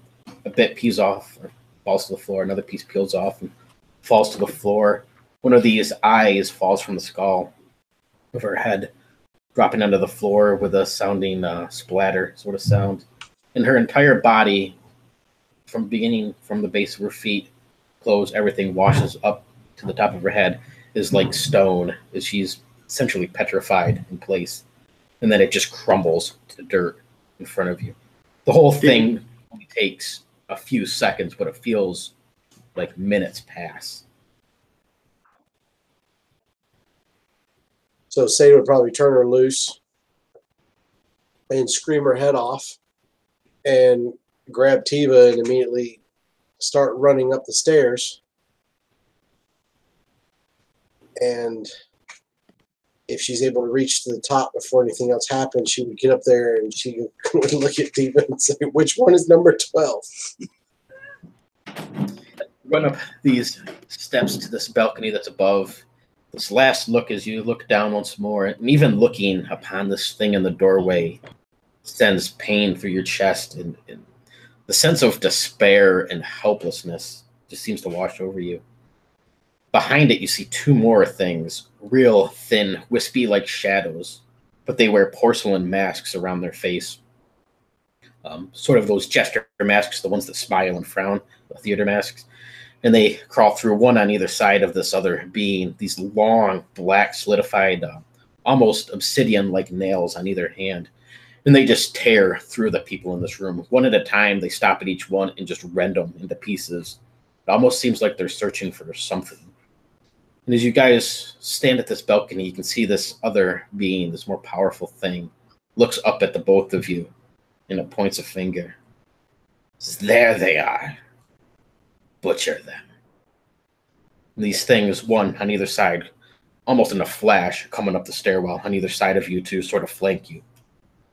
As you look around, Tiva, you see the numbers, the one right next to where you're at. Further on, this hallway just stretches. It feels like it stretches for infinity. You see every door is numbered 1, 2, 3, 4, all the way down this hall. What do you do? Well, but we're being flanked on both sides of the hallway? Yep, they're coming towards you. They're maybe like 30 feet away on either side. Okay. Well, we're going to keep running down the hallway, and I'm going to look at the rooms and try to find the number 12. But then one of them is behind us, but then one of them we're going to eventually run into, correct? Nope, they're coming up the balconies on either side, so kind of coming across the balcony in front of you, but the hallway itself stretches up front. So as you went down the hallway, they're going to come up behind you. Okay, well, then we're going to just keep running. Gotcha. She's going to grab a hold of Seda's hand, and she's like, let's go. So as you run down this hallway, you get to door 6, 7, and they're maybe 15 feet behind you. 9, 10, and they're just right at fingertips away, and you can see these black obsidian hands reach out towards you, and then you see door number 12. You reach out, grabbing a hold of this doorknob as these things come up behind you. And with that, the screen goes black for just a moment. And then we see the bright lights of Sigil once again. And we see Vendrick standing outside of the shattered temple. Book is still talking to number 1 within his satchel, mumbling to each other. Well, mumbling to it because it doesn't reply back. And in front of you, as you look around, Vendrick, you can look at the road, and you see it has this strange golden-like color to it. Not something you're used to. And then you hear Book's voice once again in your head. It says, "Oh, Vendrick, I have laid the way. The quickest way to Automata is through the portal to my old office. Jason used to transfer through often and pay his dues to Huron, Countess Plethorus of Automata. That would be the quickest route that we could take. I have the key. So if you would just follow the golden brick road, ha ha ha, then we shall be on our way." Did you hear I made a funny? Oh. Yes. You did ask if I was a funny guy. You probably do not get the reference. That is in another prime world. It must be. I've never heard of the Golden Brick Road. It is quite a funny.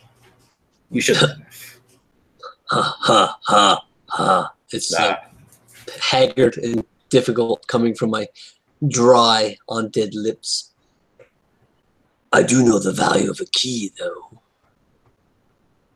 And a doorway out of this place. Automata. And with that, I start to dig back into my memory of all the different pamphlets of the gods. It doesn't come up. It's almost as if it's not a godless place, but if it is, it's not something that is come across the desks of the Eighth Arch too often. This place is not known to me, Book. Automata. It is the gate town of Mechanus. Mechanus I have heard of, yes. A place of perfect organization, lawfulity, as neutrality. Of such one that I am. You are a part of this? You do not look like a Modron yourself, Book. No. Are you taking this form? Are you one and the same? Not at all. I am a book, as the name would present itself. I was crafted by Huron, the Countess Plethorus of Automata himself, to record information, to store whatever one wishes to store within me, without need for more pages. Whatever you seek, you simply open the book, and there it is. I was the Book of Jason, a accounting firm and data specialist, one of the Athar, such as yourself. He stored all of his information within me. He purchased me from Huron, a Countess Plethorus of Automata, for such needs. In fact, he had 41 equal payment installations that he was due, but he only paid 39. He left one morning and did not return, and there I sat. But now that I am with you, you can return me to my proper place and be reset for the next person who wishes to use me for such deeds. Well, be it that one of my order had only 2, 3 payments remaining, would it be prudent that I could make those payments, Book, and then you could be mine? And we will not have to make this journey to Automata and to your previous maker, that you could become book number 2. What do you think of that, Book? What do you think about that plan? No golden road, no key, satchel. My office for eternity. I do not feel anything, Vendrick, for... Ha ha ha ha ha, Book! That was a joke! Humor. No. But if you wish to make it so. No. Not funny, Book? No. You see. It's been a while since I've had bloods run through these veins and through this heart. I do not know humor, Book. Well, I will teach you humor, Vendrick, you and I. But I am not one to make such a decision. You will have to speak to Huron, a Countess Plethorus of Automata, in such a thing. He is a good man. He might approve of such things. If you say you've been around as long as you have, Book, and this man has told you, I assume, many times over the eternity of time, you must have untold knowledge within your pages that are not pages. It does not work such a way, you see. Those who purchase me use me for their deeds, and when they are done, I'm reset each time by Huron, or after 4,269 days, 12 hours, 39 minutes, and 14 seconds pass. Either way. How much time has passed since the one previous of my order had called you his own, Book? He purchased me 1,426 days ago. Upon day 1,027, he left and did not return to his office. Is the knowledge still within your pages, Book? Until it is reset, or so many days pass, it is. How about I carry you to this previous owner of yours, of which you will be reset, if you will, but until that time, Book, maybe you can share with me the knowledge of my master. That is impossible, Vendrick, for you see my pages are encrypted. Each time I am closed, they reset, change, the formula changes. Only one who owns me can read the pages within. I am not at liberty to speak them. But I can assure you, most unfortunate, Book. They hold much data, private data, monies, loans. That I cannot access. Yes, valuable indeed. For one who can read such pages. Is there a way in which I can gain such ability outside of owning you myself, of which time then only the data that I put inside you I could access? What is the key to you, Book? You have the key for the Golden Road to take you back to your previous owner, yes, but what is your key, Book? That is the true treasure here. I am but a mere book. I do not know. Only Huron, Countess Plethorus of Automata, can break the cant within me. Then I shall bring you to him as you desire. This is the key of which you need to pass through the portal of Automata. Is but the page of my book, ripped in two and signed with your name. Easy enough. I remember my name. It's been a while since I've written it. I imagine, I look at my hand, half skeletal in form. I imagine I can still manage the feat. As you continue on, it's almost without even thinking it, you're sort of walking along this path. And as you turn the corner, you see a bit of a odd sight. Before you stands a warrior holding what looks to be tour guide pamphlets and a satchel on its back. It has a cat on its back as well, one pawed. And the two of them stand next to an alleyway looking at this old doorway off to the side. And the cat seems to be rambling on about one Durkin Firkin and some name you don't quite recognize. The warrior itself doesn't look too enthused about this whole thing.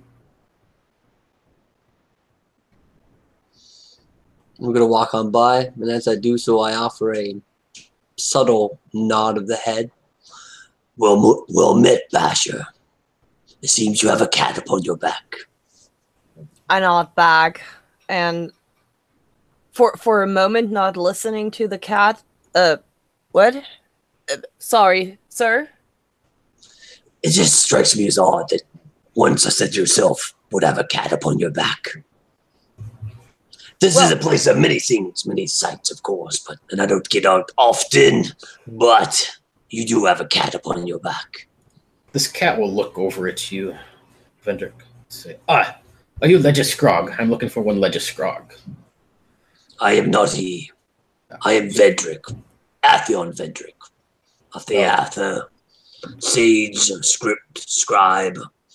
Magic user. Yada. Yes. That is not what I'm looking for, but do you know this one, Legiskrog? I seem to be seeking him and the Durkin Firkin that this wonderful Zahn Buck of Gel here has taken me on. Have you been a patron of his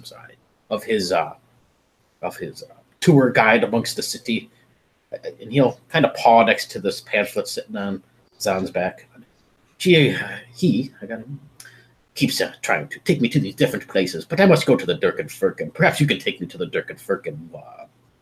Hang on, Burke. We had a deal here, and I look back at my back. This color is not known to me, but the Birkin's Durkin. Let me think on it. I do have planar knowledge. I do have knowledge of sigil. I can roll a check to see if I know such a thing, or is it unknown knowledge? Actually, no. You will not know that person. Okay. No. Or the establishment? The establishment you would definitely know for sure. I don't know if you've ever been there. Probably not, because it's more for like beastlands and upper planar beings, but you definitely know of it. Yes. I try to avoid such places unless I'm going there to denounce Malar, the bestial gods of you fools that believe in such things. But no, I will not take you there. I have things of my own, other talking things that I must take care of, not talking cats and talking sheepmen. Why, Zahn, I believe this man just insulted you. Will you take such a thing? Calling you a imbecile, I believe he meant. Well, like I said, we have a deal, and I'm working for you right now. Do you tell me I'm supposed to defend you here? He insulted me, apparently. I do not care what you do. As I said, I believe this whole thing has been blown a bit out of proportion. Gentlemen, perhaps you can go on about your business here. I was simply telling my new compatriot friend here. She'll kind of pat you, or Cruz will kind of pat you on the head, Zahn, about a strange incident I have here, but it doesn't concern you. So perhaps we should be on our way. I'll look at Vendrick excusingly, kind of a little taken aback. And even for Sigil, I mean, this is a weird encounter. Like, all in all. This cat will look at you once more, Vendrick. Says, do you know what this place used to be? I see you coming here. Are you here for a reason? The reason is my own, not yours, cat. Well, perhaps it is both of us. Oh, what was this place? You look quite old. Perhaps you will remember what it was in times past. While they're talking, I'm passing over one of my pamphlets to Vendrick. I hand it. I take it and give it a cursory glance. Is it one of your advertisements? Oh yeah, that's basically what I have on my screen here. I look at it momentarily and then crumple it in my hand. I don't look hurt at all. Do I know this place, cat? Let me think. I've been here some century and a half. It hasn't changed much to my eye, but most things seldom do. A talking cat I do not see often. A talking book, a talking cat. This has been a most interesting day. Talking book? It is nothing. Do not worry yourself with it, Kata. I think I bid you adieu and carry on then, shall we? Do we hear the book talking? I mean, it's talking to its companion, right? Yeah, it speaks to him telepathically, though. So in this case, dang. No, it has not, or at least it hasn't contacted you either. So no. Okay. You look like someone that might be able to find or help me find my way. I'm looking for a specific place that the book has told me where it is. His office. I know where it is, or do I not? So as you're kind of following along, and you step up to hear in between your conversation with Zahn and this cat, you'll hear the book. This is it. All we need to go is inside. This is it. Jason's office. Jason's accounting book and firm. Is it there? Is there a building? Yep, it's sort of down this alleyway, but it's just a doorway on the side of a building. Right beside it is an old window that's been shattered out as well. And if you kind of look closely, it takes a moment as you're looking at this doorway, and you got to wait for this large barrier and cat to move out of your way a little bit. But you definitely see outside where the door is, on the left-hand side of the door, where it was one time painted a sign that said Jason's research and firm data analyst. And is the Birkenfirken also nearby? Birkenfirken's probably going to be about 3 blocks over yet. What you looking for? I look around the big, large beastal warrior. What you're looking for is over there. What I need is over here. I need you to step aside, please. Sure. Says, Clock. does this man know this place? Do you know this place? I had a strange encounter here. I'm trying to find out why. Is this your building? Well, that will cost extra, you know.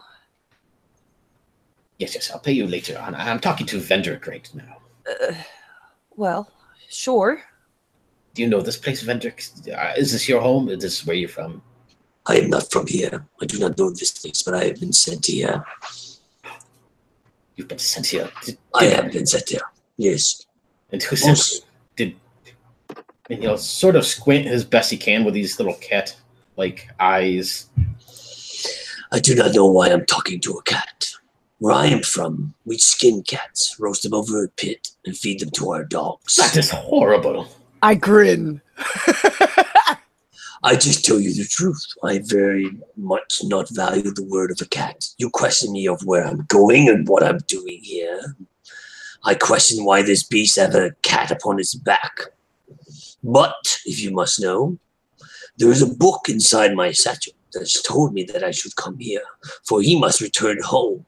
And the key, which I have, or I can create, apparently, through magic, which I can do, shall be done just down there, beyond your bestial friend here, of which back you stand. Sir, did you bang your box? No, my brain box is fine. My idea pot is intact.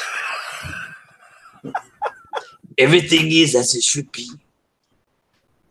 And I as I say that, the colorations upon my face start to shift as if it was like a what's that called when you get like those blotchy things that people have to do to test their psychological well-being. The Rorschach test.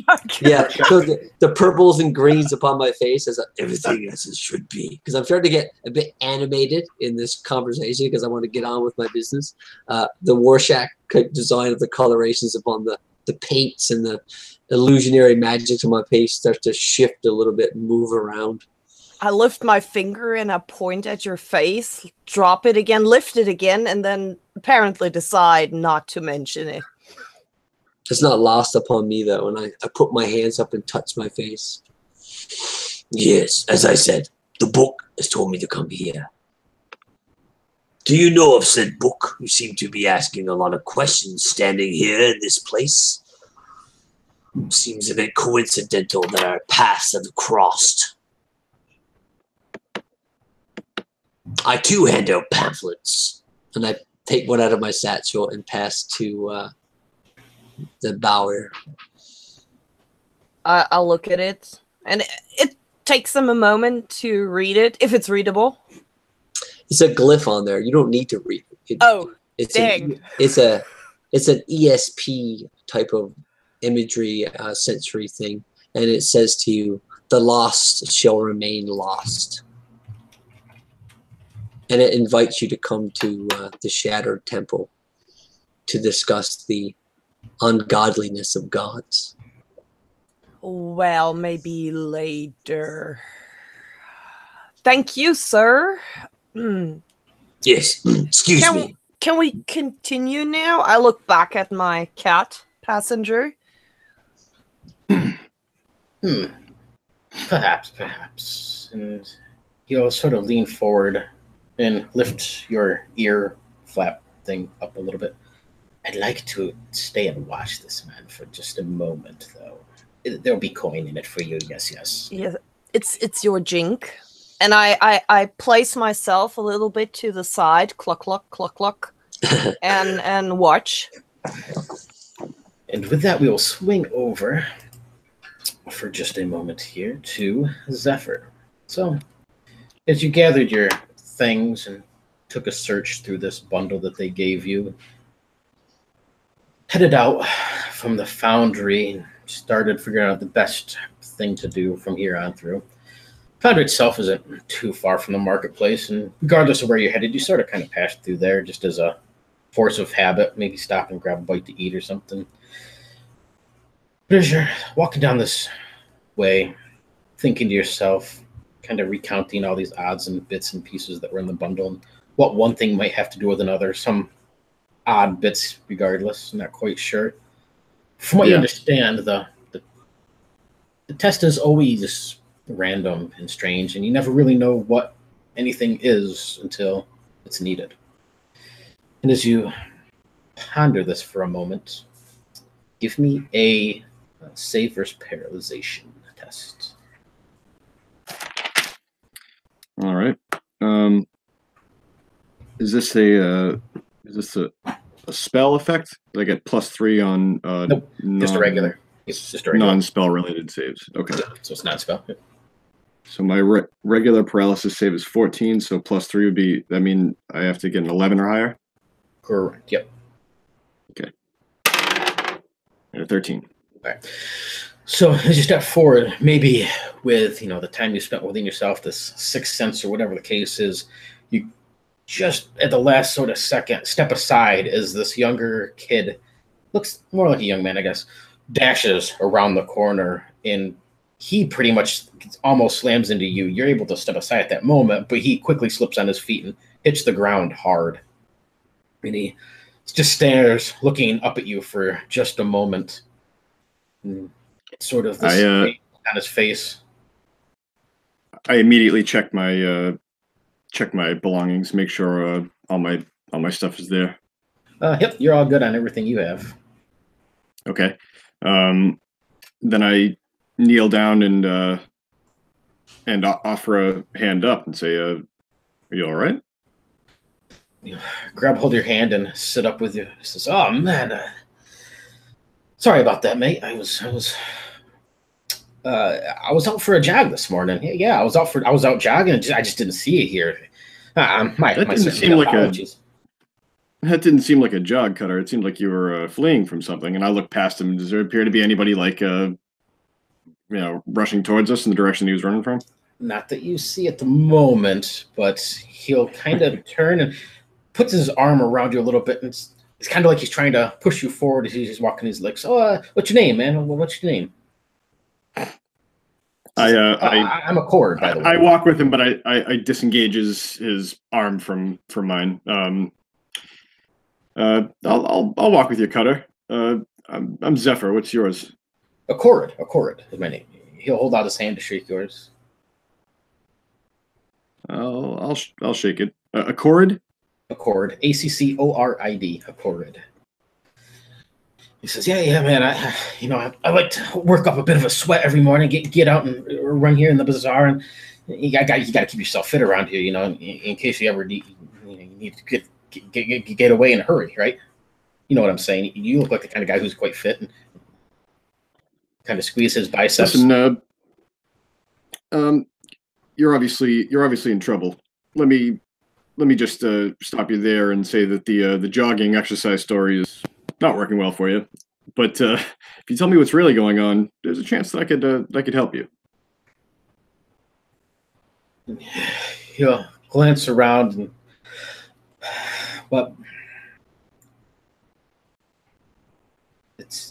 there's a few hard hats that are after me. you know how they are. They're a little privy on everything, and take things a little bit to the extreme. They can be unreasonable. Yeah, it's very unreasonable. I promise I didn't hurt anybody. I didn't do anything. I swear. I'm sure. I can guarantee. I didn't hurt anybody. I'm not that kind of person. It was just I was caught in a place I shouldn't have been. Where was that?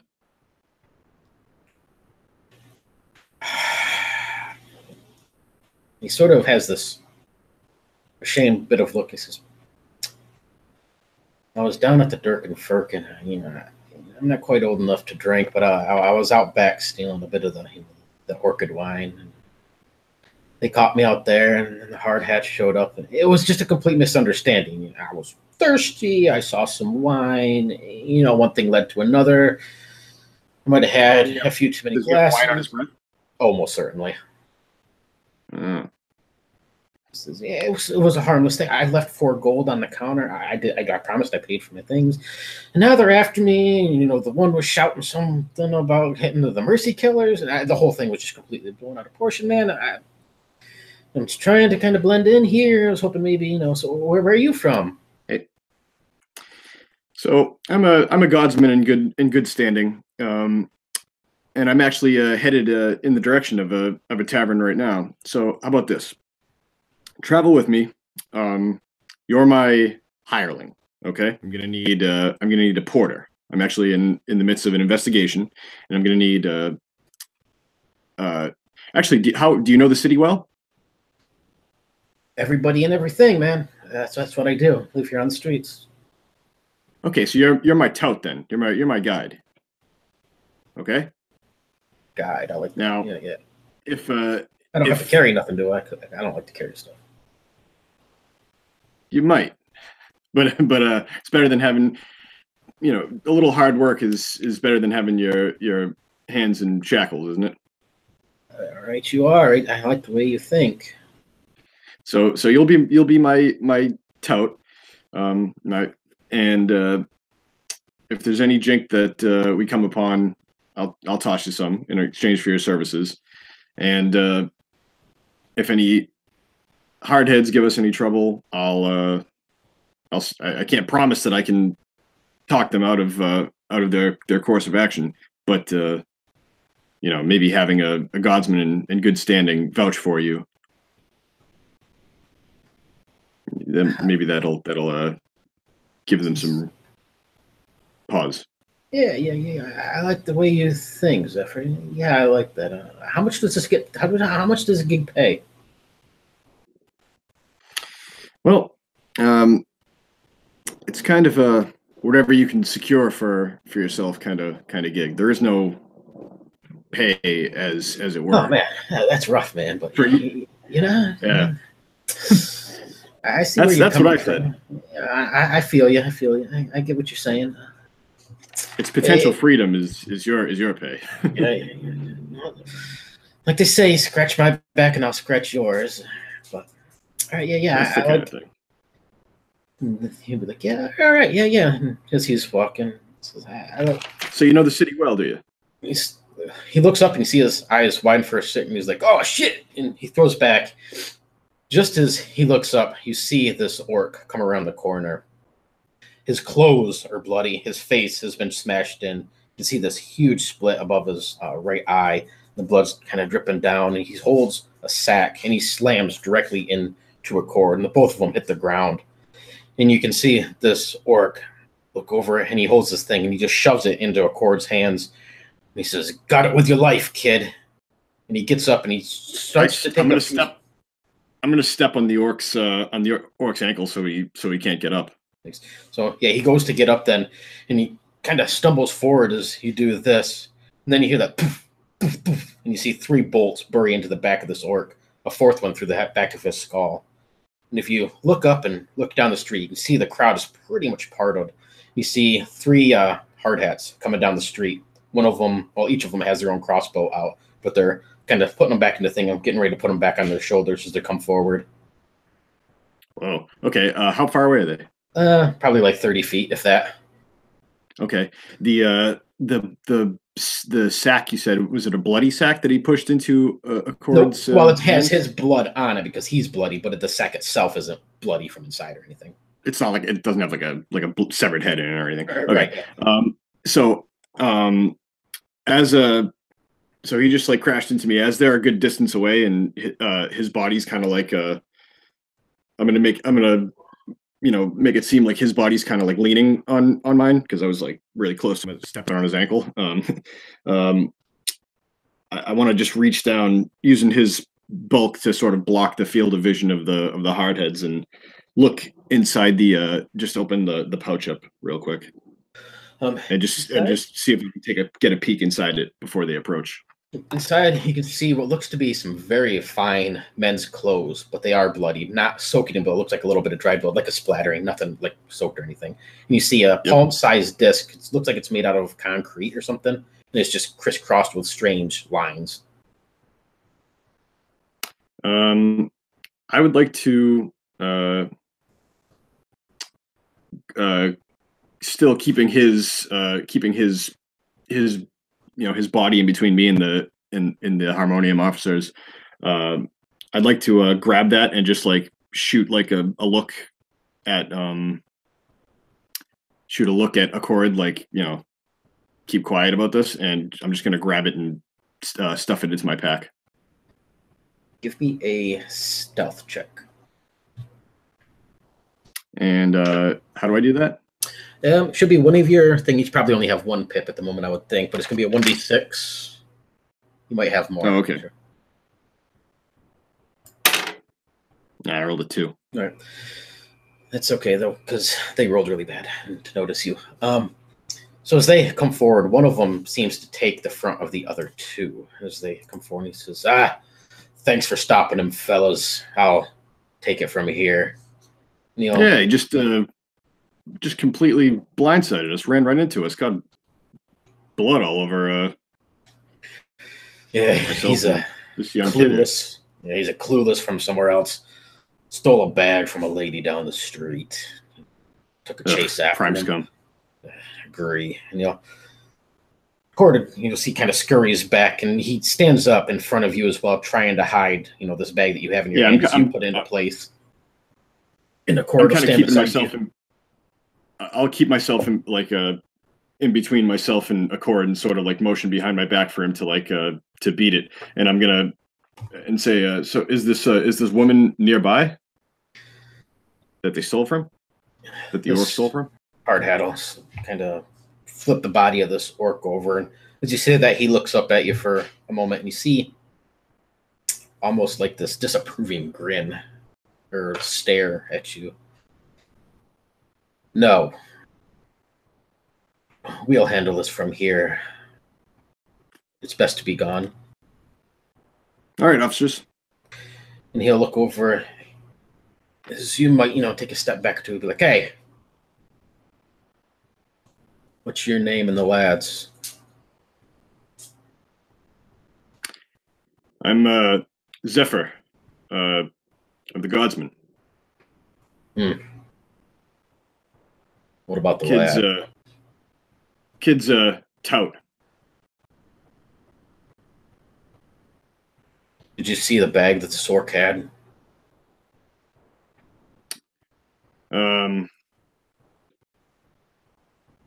Yeah, it's right there.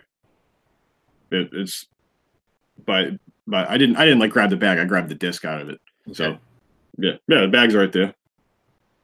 I just got to see it maybe got pushed over to the side or something.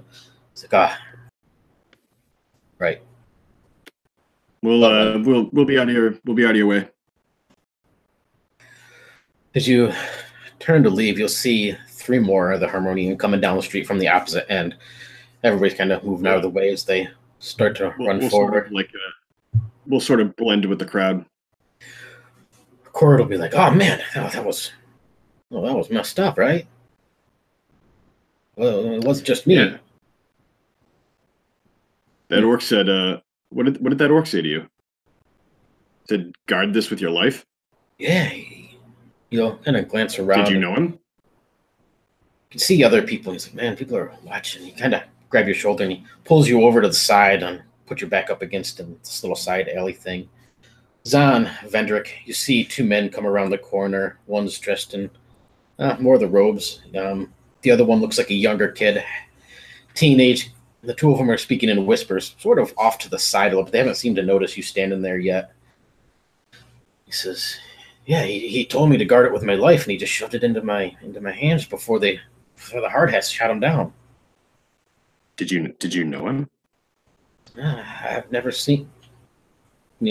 Turn his head, his eyes coming to rest on Vendrick and Zahn, as you guys are maybe like 10, 15 feet down in front of this doorway. Hail, cutters. Hey, guys, how you doing? I nod back and again look back to Vendrick then, because this is interesting, and I'm being paid for it. Zahn, you will immediately recognize the kid, Akored. I look back. He's a competing, per se, tour guide here in Sigil.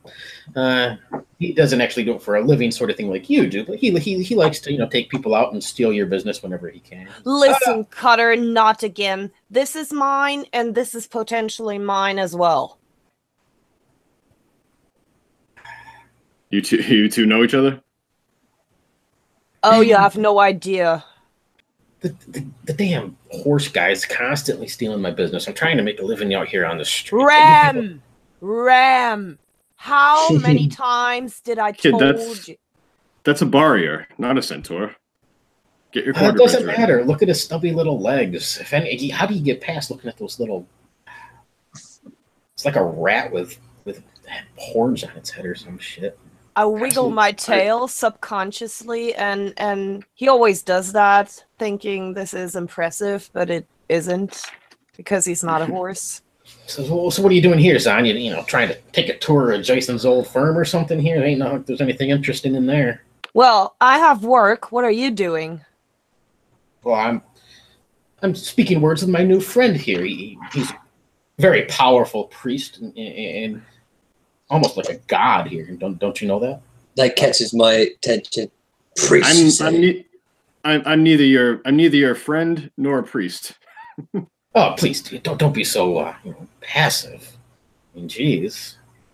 I look at oh man, sorry. He's just trying to be polite, fellas. You should see the power he wields. I look at Zephyr and I smile, very forced smile, and I say, "Listen, Blood, you don't want business with him. If he told you he'll get you to place A, you will end up in place Z. So if you need business," and I hand over one of my pamphlets. He seems to have legal troubles, actually. Well, what a surprise, right? It's nothing like you would think, Zahn. It has nothing. It never is. It never is. It's always a miscommunication. You know that the hard hat's always out for me, and every time I turn the corner, somebody's running into me, giving me shit, and giving me problems. Listen, I hid you the last time behind my butt.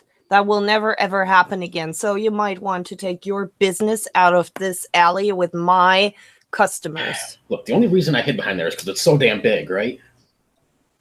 Whoa! I snort. Well, that's what he is. Well, listen to this. Let the rudeness cease. I hold my hand out and say, I'm Zephyr Zen, Buck of Jill. of the Twin Minds. I pull out the. I actually have one of your pamphlets. Oh, do you? Oh, good. Yeah. So You're you one need a tour. You actually know your way around the City of Doors pretty well. Oh, of course I do. And I glance at the young man. I've only lived here for a few years. Well, you need more than a few years to know your way.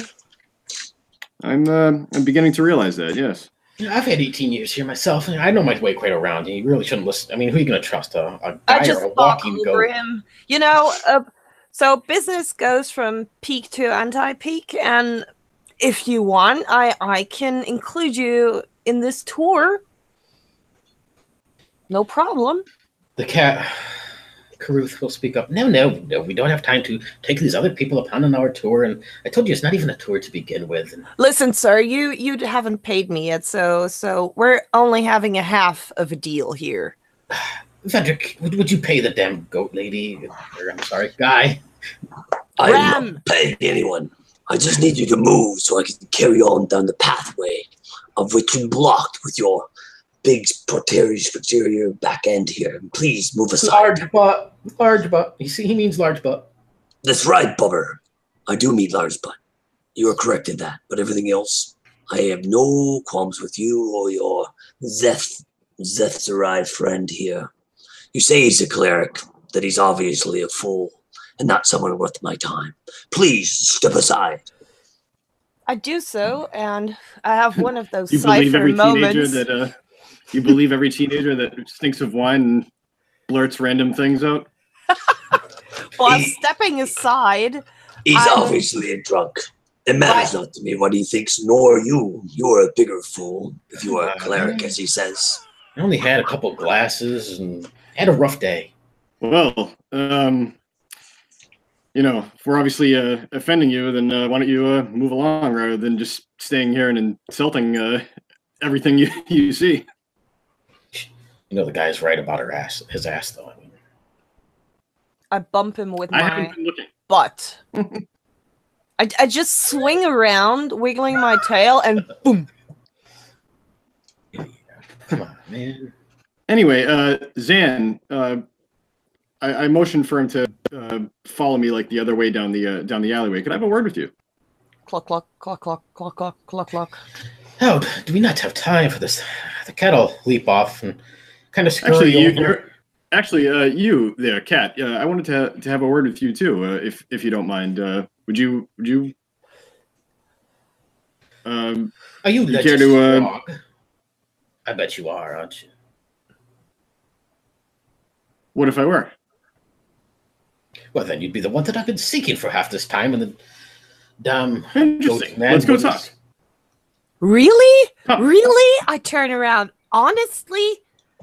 Oh, I hold on my hand and like look expectantly at the cat.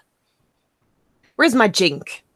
Yes. I'll pay you in just a moment. It's not like I can poop coins here. Just give me a moment. The man has asked to have words. Cat, what's your? Let's the three of us find some place to sit down. I'll buy a round of drinks. Saucer of milk if you prefer. I don't know. He'll leap back upon Zan's back and curl up into a more comfortable position. Let's head to the nearest bub house. Yes. Very well. Zan! You're a feline of interest. Many people say that.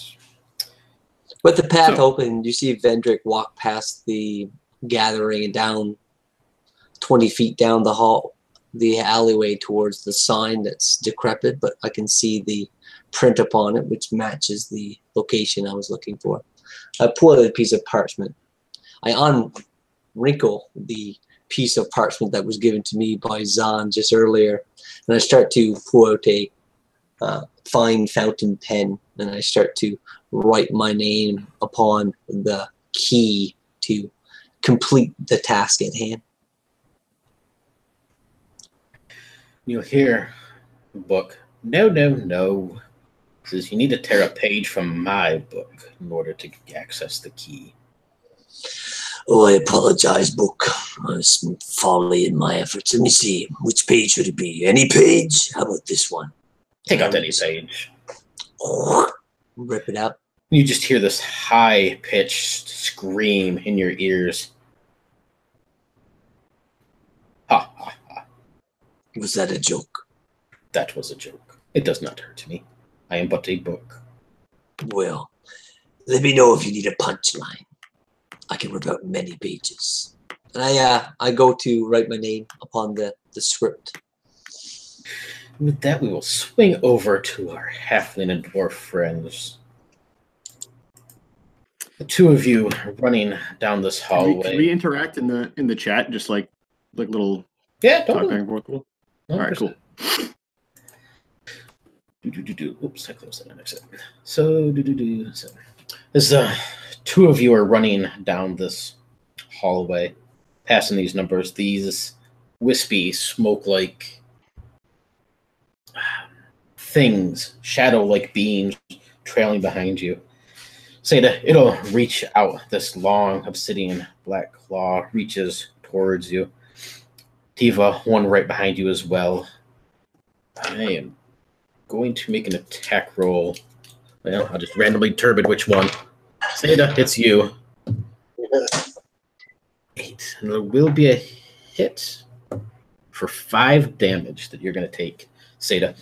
And you feel this scrape along your back. It seems to just bypass any armor bits that you might have or anything. It doesn't leave scratches on your armor or through it, but you can feel your flesh, like it reached through your clothing and just ripped the flesh from your back. And you feel this sharp pain go down. Tiva, as you grab a hold of this door and swing it open, in front of you is just a basic room. A simple tavern bedroom. You see 2 beds, 2 footstands on either side, no windows in this place, and an orange, yellowish sort of light hanging at the ceiling. These things, you can see the other ones reaching towards you now, Tiva. What do you two do? So we opened the door, but we didn't go in. No, she just opened the door at the moment. Seda would cry out in pain as this thing catches her from behind, and then try to grab Tiva and immediately just duck right into the. She'd have her. Unfortunately, her axe it's a great axe, but she's holding it in one hand, and pull her in the room, and then turn as she goes in the room with her axe up like that, and just kind of fall backwards into the room, ready to try and strike at this thing if it gets close enough. Nice. So Tiva, as you feel Seda grab a hold of you and you go forward, it's sort of the stumbling sort of moment.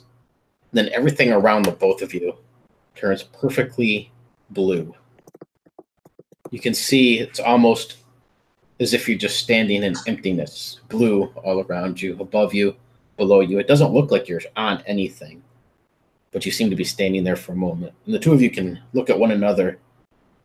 And you hear a growl, this deep, demonic growl in the distance that fades away for just a briefest of moment. And then you feel yourselves falling.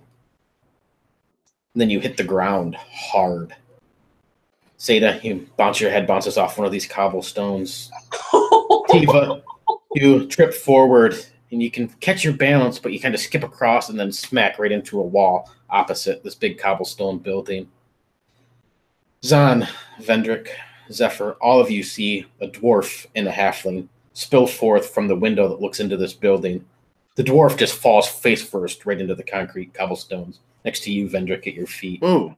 And you see Tiva, this other halfling, come behind her. She's kind of running across the ground as if she's leaning forward, lost her balance, and just smack into the alleyway wall opposite and land on her ass, looking around. And the dwarf looks injured? Yes. Well, like severely? You don't see any blood, but you can tell maybe by the way Seda's acting or something that she was injured, but you don't see any blood or anything underneath her armor. I saw spiders back for business. I say to Zan, excuse me, and then I move over to the dwarf and the halfling and say, is he injured? Is he all right? He appears okay. Seda would basically spring up off the ground as fast as she could, probably dizzy and dazed because she bounced her head off the well, you probably couldn't tell when she was face down, but having bounced her head off the cobblestone, she's probably already a little sensitive to head trauma like that, and so she'd stand up kind of stumbling around holding on her axe and just kind of swing it like a not like an attack swing, but just kind of like a. And then she'd be like, "Did we win?" Whoa, whoa, whoa, whoa! Be careful with that. And I lift my hammer, my ram hat hammer. and as she kind of swings it, kind of half, just like she'd be like, "Did we win?" and then just kind of looking around at everybody. Apparently not. Looks like, I'm guessing no. And Tiva scraping against the floor and bonking her head on the wall of a building. She's like, "Oh, my head!" And she gets up on her feet and she's holding her head with her hands, going, "What happened?" And then she hears Seda. She goes, "Oh my God, Seda, she was hurt!" And she turns around and she looks. She goes, No! Put your axe away! Do I sense a portal? Like, just opening and closing? Yeah, you would definitely know that's what it was. And it came from the window that looks into this little side alleyway office. But they've spilled outward into, as if they jumped through from inside out, basically. I look curiously. There was no visual representation of the portal, though. Yeah, I imagine it would probably have sort of a bluish glow for just the briefest of seconds. You would know as well that they didn't come from inside. They literally fell out from a portal. Interesting. She's heard I can offer assistance. Well, Tiva runs over to Seda and she's, "Are you okay?" And then she looks around and she says, "Who are all of you?" A corridor run over. Hey, you guys looking to have a tour here in town? The best man in the business right here. Beat it, kid. I bump between them. Yeah, we're like, fuck off. Come on, guys, man. I was just trying to get a little business. A man starving out here. I shove him away with my hammer. If you guys don't trust, if you guys need a tour guide around you, just say so. Best damn dwarf I've seen. Beautiful. I glare at him. Move along, citizen. So in answer to Zephyr's question, she just kind of would look, and of course she'd be holding on to her own head. She goes, "Well, I have a really bad headache, and the smoky shadow man hit me in the back. It just hurts a little bit." But I don't know. And she, looking up as she tossed her body, she would look over at Zan and go, like that. And she couldn't look at Tiva and go, "It's a billy goat man." Well, if you don't have any, if you don't have any injuries, then I guess count yourself lucky. You look like you just have seen some battle. No, she was injured. I don't know where she was injured, but she cried out in pain. And she's like, she turns around and starts like grabbing it. She's like, "It's in my back. It's right there in my back." Let me take a look. It's in my back. Well, you won't be able to. You won't be able to look. You're gonna need somebody else for that. She kind of lifts this up and shows you her back, Zephyr. You'll see 4 scrapes down her back, but they're completely scarred over. But they're indentations, almost like basically just indentation where these claws went down her back. They're scarred over now, but it's left like that indentation of the claws, like it would on stone or something. I saw that happening once in the Styx Oarsmen. Mm. So can I tell if that's like an active? So it looks like an old injury, or can I tell if that's like a current injury or not? It looks old and scarred over to you. Oh, okay. But Sato would just be sitting there, and she's like, "That's where he got me, right there." Just recently? Like 5 minutes ago. Huh. It was chasing us, and we went into room 12, and we went through room 12, and then we ended up here, and I hit my head. A shadow creature with what appeared to be a mask on their face. They attacked both of us. There were 2 of them. And then there was this, I don't know, a demon who commanded them to attack us. I look at Zephyr again. Go ahead, sorry. No, go ahead. They killed everybody, everyone in the tavern. They're all dead. What tavern? So Seda would begin to recount the entire story of walking down the path in intricate detail, to going into the Heart's Rest and meeting the Drow and everything like that. And then just about the time when she gets to the part about coming through the room, she would stop and she'd go, "Where are we?" Do you mention the halfling bartender or Fenfully or Cairo Laley by name? My name. Seda probably would not remember her name. But It's, Tiva she would, probably would. being another fellow halfling. Yeah. Yeah. I would probably have called her. What was her last name? Sweet what? Butterspoon. Butterspoon. I would say, yeah, it was the Butterspoon, the bartender Butterspoon. He was very nice. And yeah, Tiva would have, as Seda was telling the tale, Tiva would interject and say who the names were of the people that we met, because those are the only two names that we remembered. Well, the Heartswood Rest is known to me. That's or at least I've heard the name. I haven't been there personally, but let me take care of that. Let me take care of that wound for you, and or at least try to. And then I have business. And then I have business with this cat over here. But are you? Are you a priest? Say that again. Are you a priest? I'm a monk. What's that? Is that the little things that climb trees? That's a monkey. Close. I lean into Zephyr and I whisper, "Those are primes, huh?" It'll be up to you guys, either Zahn, Vendrick, and Zephyr. It doesn't matter. But when they mention Fenfully, Butterspoon, or Cairo Laley, you'll recognize that is the goddess of the Elvens. She's a patron of travel, goodwill, and good food. And you will also hear this soft sort of. What's that again? Sorry, which one is the? Her name is either Fenfully Butterspoon, she goes by, or Cairo Laley. I'll type them into the chat for you. But goddess of halflings, good food, and good travel. But when they mention that halfling. Yep, the halfling patron. I'm sorry, that's a halfling goddess of Fenfully. Okay. Yep, you got it. 2 names. Goes by either one. Right. Fenfully is normally her avatar or mortal name. I definitely would have any mention of all the mentions of deities and or clerical healing and all that stuff. Where I was feigning disinterest in trying to go about communicating with Book, if I should just carry on now with these passerbyers and onlookers, should we just continue our use of this key and go through this portal to the land of the Mordrins, or should I wait?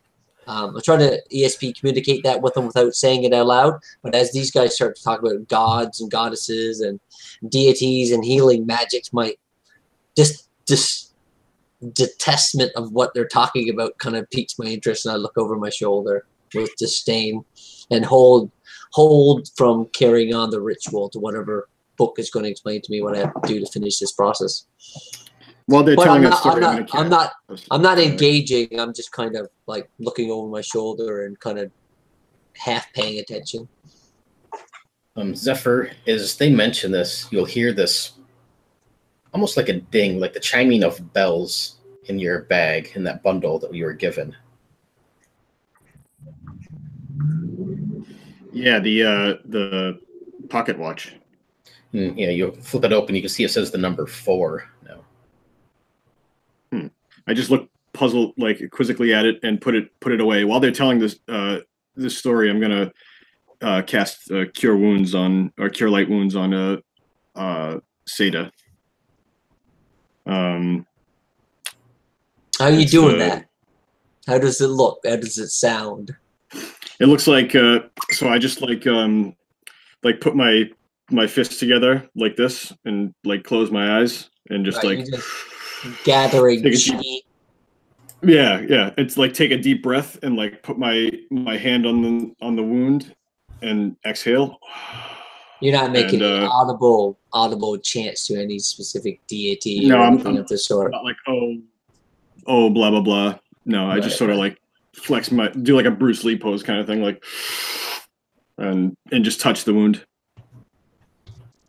It's D6 plus 3. And roll that. Am I good to go? Morgan? Yeah, yep. All right, so I rolled a 2, so 5 hit points. Okay. If hit points are being missed. Yep, whenever you do those, either you or whoever you cast on control, it don't matter to me either way. Okay. Basically, she's only suffering from the little knock on the head or whatever. Yeah, you don't take actually any damage from it, just you. No, but it was the 2 points I got from when I touched Oh yeah. Butterspoon. Did the wounds heal though? Did the scarification from the previous wounds that were there that appeared to be old now dissipate? Not that I would know because I'm only a half watcher. No, they would not. You definitely get the sense of relief. Excuse me, Seda. But when you're looking at this stuff, the wounds themselves don't seem to heal because they look already scaled and scarred to begin with. But you can see she has physically she feels better, but by the way it looks the same. And Seda would just kind of relax her shoulders a little bit and say, "Oh wow, that feels a lot better." I looked to the onlooker, the young one. I said, See, Bubber, he is not a cleric, as you said. His healing powers are limited, if not at all, non-existent, as if his god wasn't listening. Yeah, but look at it. She feels better. I mean, all he did was touch her and woo, woo, woo, and now she feels a lot better. Maybe it's just a play of the mind, Maybe the dwarf likes being touched by gifts or eye. Maybe that, Bubber. Yeah, that could very well be. I bet she's never seen a gift or eye before.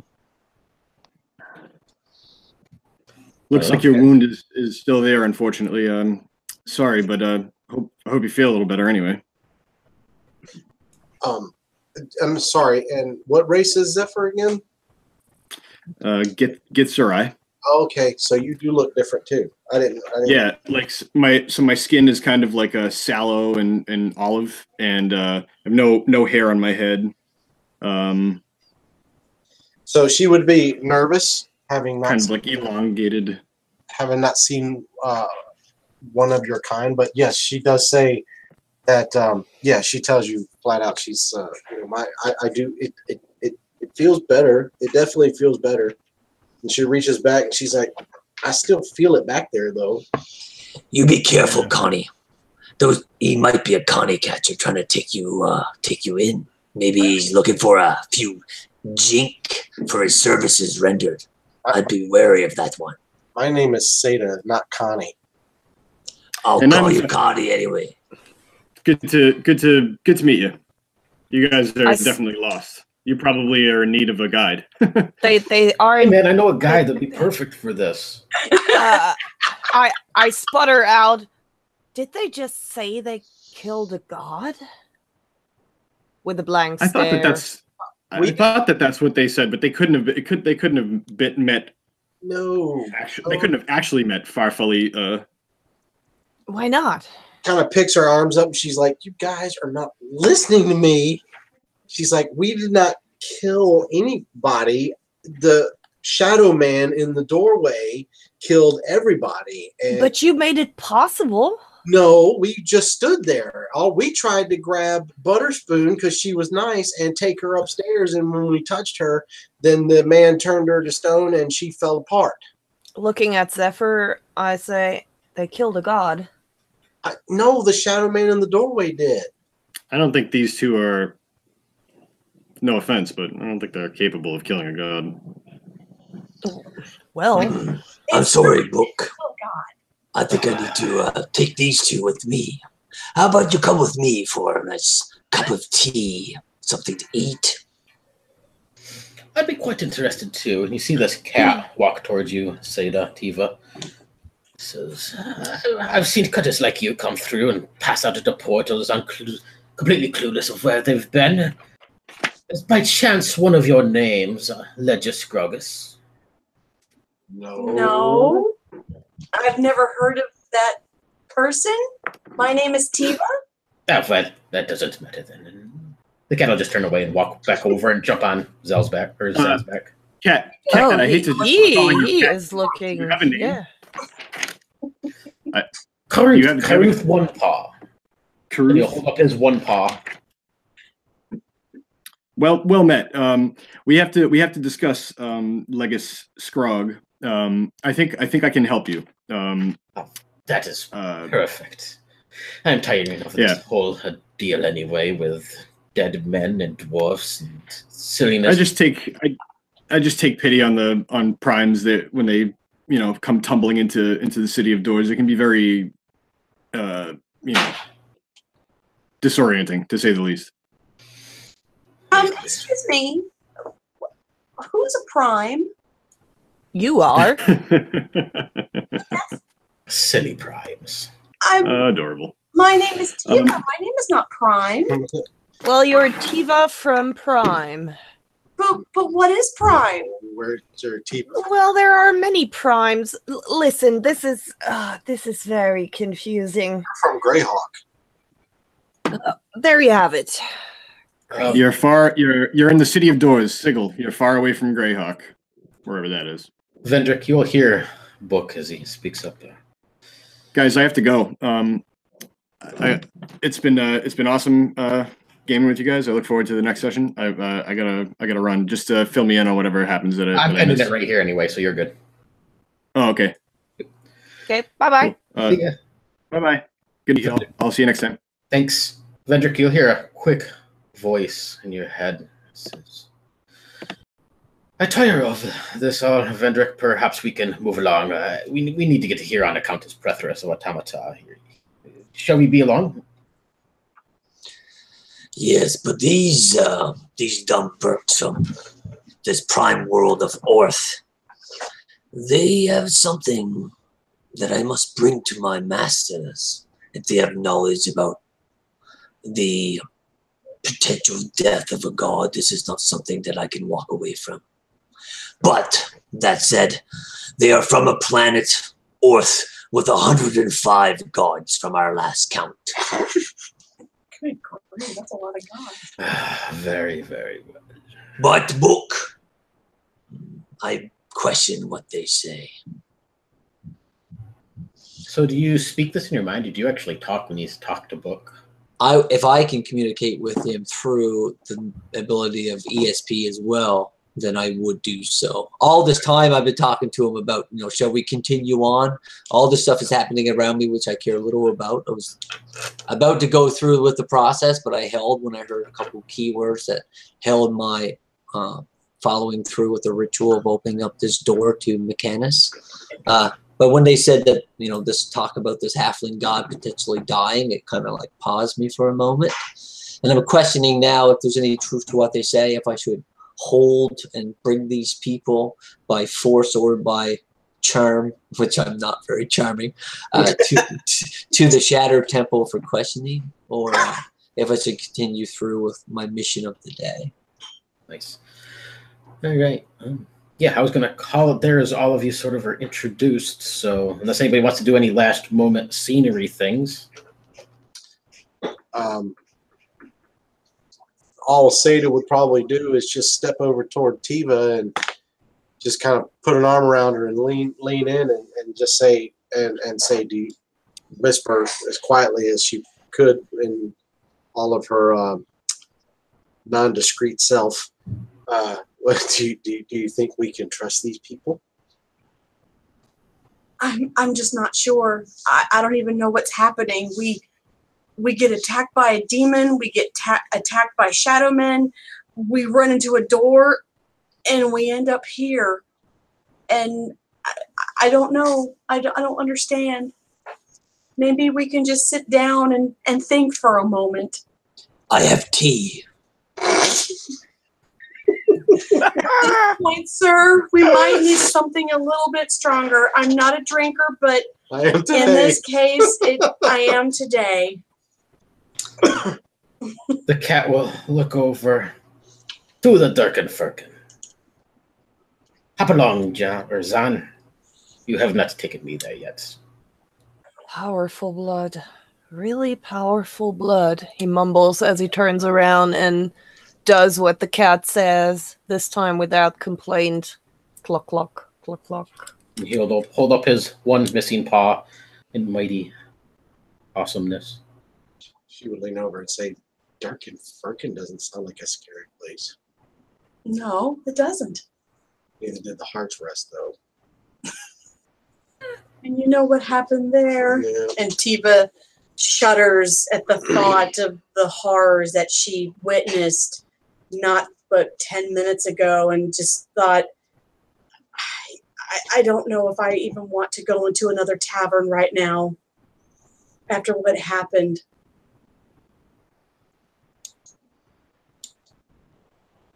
I think we should go. To the tavern? Where else? Or with this gentleman with the scratchy sounding voice? Why isn't he going to the tavern too? I don't know, is he? Remember. Firkin Durkin. What do you say, Book? I'm saying this in my mind. Oh, okay. Can we stop for a drink before we go get some tea with Factal Terrence? You're the one with the feet, Vendrick. I am but a book. Very well. We will get you your master soon. Until then, we will see where this story leads. Where these Burks from the prime world of Arth and their 105 gods. Surely they have some information that I can put in our books to write on our pamphlets to enlighten the fools of Sigil and beyond. Well, then I would say let's go to the Durkenfirken then. What about you, Seda? I mean, Ram Man's pretty neat. Tiva kind of giggles. Yes. I Yeah. don't think that's what he is called, though. So she would ask, "Are we allowed to go to the Firkin Durkin?" And like asking the people who are there. The cat. The cat appears to be in charge. Yeah. Okay. The cat was kind of off, Are we saying, allowed to go to the Firkin Durkin too? I think it's Durkenfirken. As long as you ride upon Zan, the wild beast man of the beastlands, he is our key to entrance. Only he can take us all in. Come along, come with us, and he will take you for a ride, and we can see the Durkenfirken. Drink of its orchid wines. Boy. And it goes, I'm allowed to, really? No. And I gallop a little bit in front of them. You are the meanest alpaca I've ever met.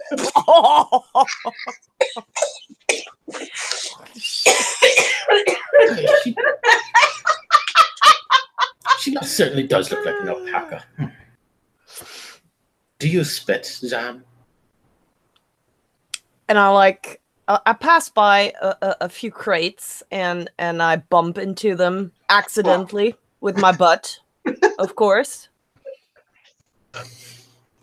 Beautiful. We would follow behind Zan and the cat. Nervous, but with literally no other options that we can see. Zephyr would follow along as well, and I'm assuming Vendrick is as well too. Yeah, I'll follow along, all the while talking to Book. naming off the 105 so-called deities of which I can work on these new primers about, denouncing. Actually, 104, sir. Yeah. Say, if you actually go through, when you go to speak of Fenfully Butterspoon or Ciralele, either one you try to pronounce, it's as if the name or the words just stumble forth. You don't know the pronunciation, or you can't even say it. It just kind of stumbles out like... Because they no longer exist. Yep. Oh, that's so sad. You got it. Would that have been a god that Tiva would have been a follower of? You probably, not by maybe the name of Fenfully Butterspoon, since you don't have like a big clerical background, but when Ciralele, that name you would definitely recognize for sure. The halfling counterpoint to it, or the aspect of it.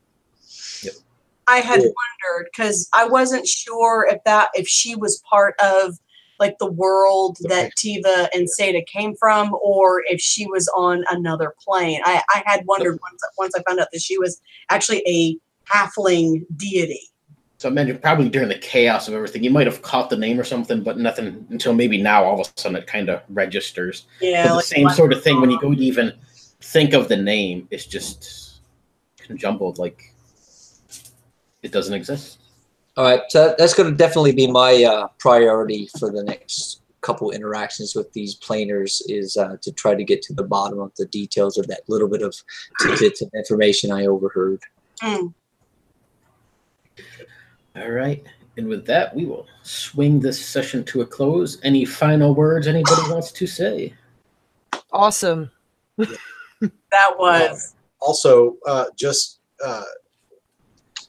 for people's information too, like when Troy was talking about interactions or whatever, if anybody wants to have chit chats with characters or whatever, ask characters questions, I'm open, so you can send me a message and I will answer as Seda, so I know Morgan probably prefer to have most of it